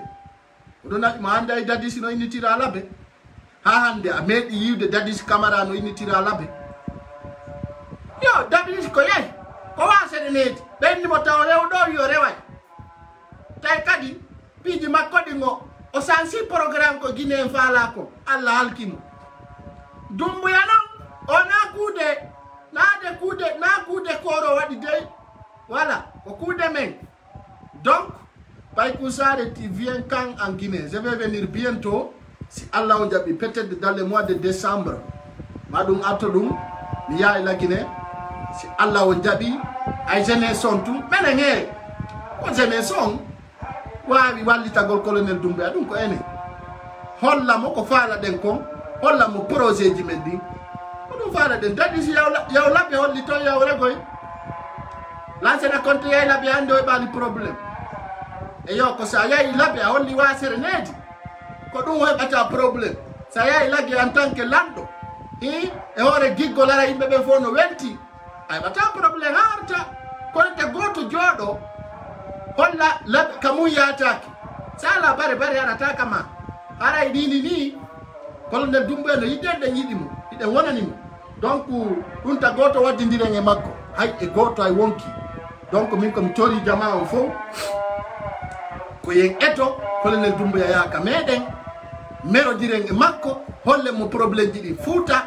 e ko feƴƴi ko fof en haaldi e yaafodir yimɓe ko wara kon yimɓe ko piya kon o waɗi ko wawi kon ka Pullo Fuuta wara piya hersina tooña a yii ɗum o yahi ka berɗe bambe to o yahi toon o holli symbole makko on o holli giggol nokkeli buy hande so yi ono yimɓe buy min ɗuma wondino ɗo ndi waari hay mi anda inde mayri iɗi doga ton e radio ji hande immiɗo o ko sellude de aɓe andi colonel Doumbouya jaɓat o ko omboni mi anda o min mi andi taali o ko omboni ɗum ko omboni kombo andi o ko ɗum gollata ande immiɗo o yo et puis yiyay façon yimɓe laginno oɗo kadi ko montoni min ɗo mi anda ɗum kombani ombo andi o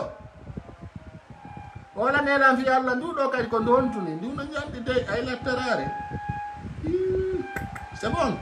kombani ko mi anda ɗo inde o je connais pas lui qui connaît son nom qu'est-ce qu'il travaille Kemi Seba ɗum ko honto jeeya kon ɗum gollata mi anda ɗum few kon ɗum o gollata qu'est-ce qu'il travaille c'est un activiste sur quoi kon on activiste on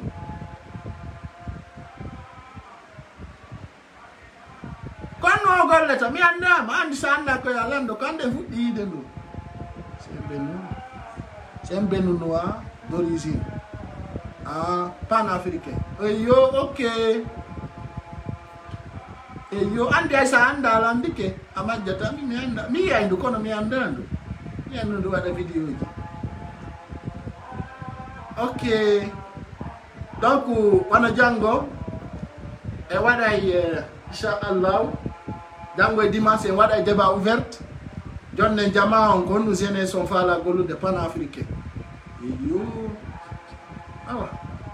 E kan yaydo yimbe be vote len kaselu may tun kono nen de weltori fo. Wono weltana. Donc c'est ça. Ay non golle mabbe de woli il est plus connu que celui sur quel domaine? Ay ono ko woni problème mongo. Ande kombo anda buri cellu. Kon nyitti mo ka makko addi mo aga cellu dale. Ay mo anda buri cellu. Il y a des gens qui sont tellement jaloux et cons et ridiculés.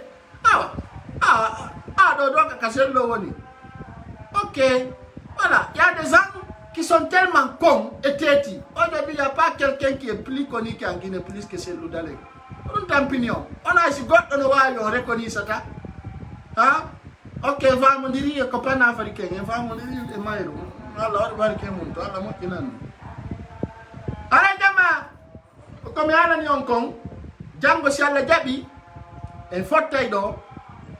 wade ko wiete kom potta jonne yimbe be yewtere lando de jeunesse woni be la Guinée kambe kon be fa la gollude e fi colonel Doumbouya kon fa la gollugo. Donc avocat noir il va bien.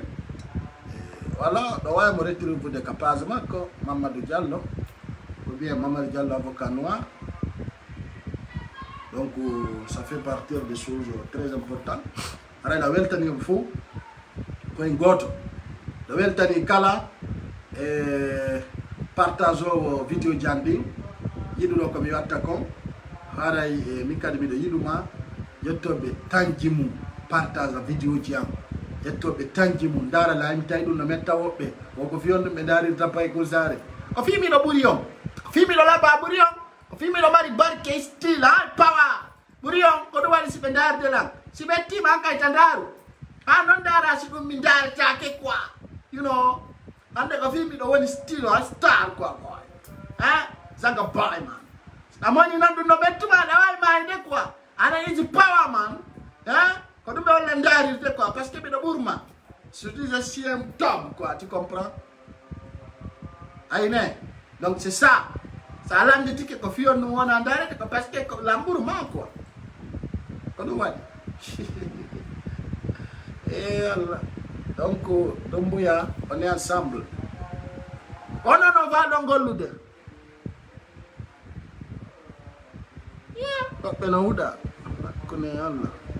et c'est l'Africain le plus connu au monde.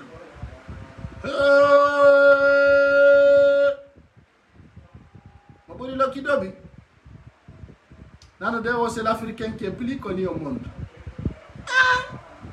Quand nous avons les Africains bébé faux. Comme tu dis, Diamant, on doit me voir. Araïna n'est la présidentielle de Dalé. Attendez dans le kido de. On nous verra qu'à dîner.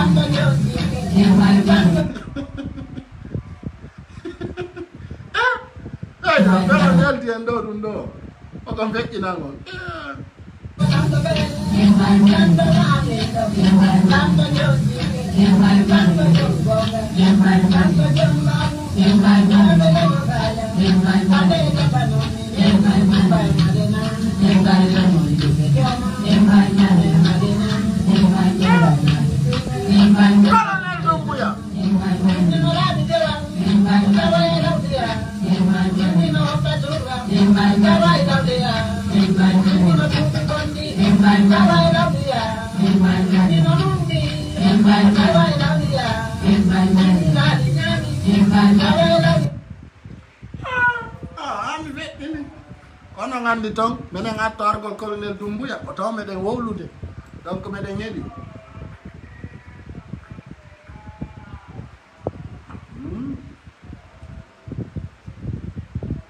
Jode donge wolugol. Ouattara a envoyé des mercenaires en Guinée. C'est vrai? C'est faux. C'est pas vrai. C'est pas vrai. Où sont les preuves? Ordre mercenaires la Guinée, pour quelle raison? Il envoie des mercenaires en Guinée pour quelle raison? Qu'est-ce que Alassane Ouattara a fait pour envoyer des mercenaires en Guinée? Arrêtez vos démagogies.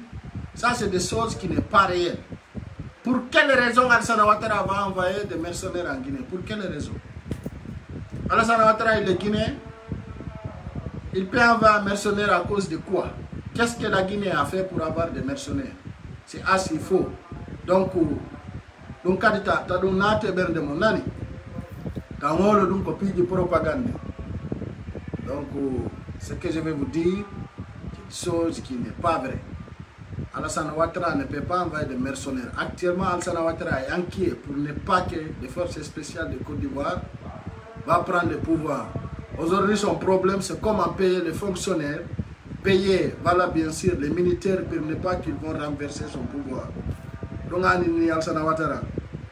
Nafi Alpha Condé. Alpha Condé, Kawanido, Nyawli Koyata, 20 millions d'euros. Société privée de transport aérien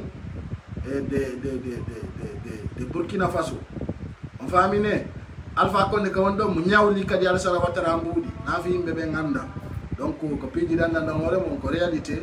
Alassane Ouattara n'a rien à foutre d'envoyer des mercenaires en Guinée. Pour faire quoi là-bas? Donc, c'est des choses qui n'est pas normales, des informations qui n'est pas réelles. À l'instant T, donc on a des mihola qui taw de kadi mingo ko birdi woni ko jokki birdi jokki dum no Alassane Ouattara no atti dum birdi. Alors musidɓe wonɓe darde pay ko sare o sayɗo ɗo andi chaque 20h le seul blogueur qui gagne 2 heures de temps de live avec compétence et méthode stratégie haraɓe ɗo salmina miɗo lando siɗon e jaam. Je vous souhaite bonne soirée. Demain soir, débat ouvert pour tout le monde. Et welcome sur ma page, sans doute. C'est la Guinée qui gagne. RPG, comment est-ce que vous birdi, de faire la tournade de Goldut et Montangolo, et vous embarrasse. On se retrouve demain soir. Bye bye.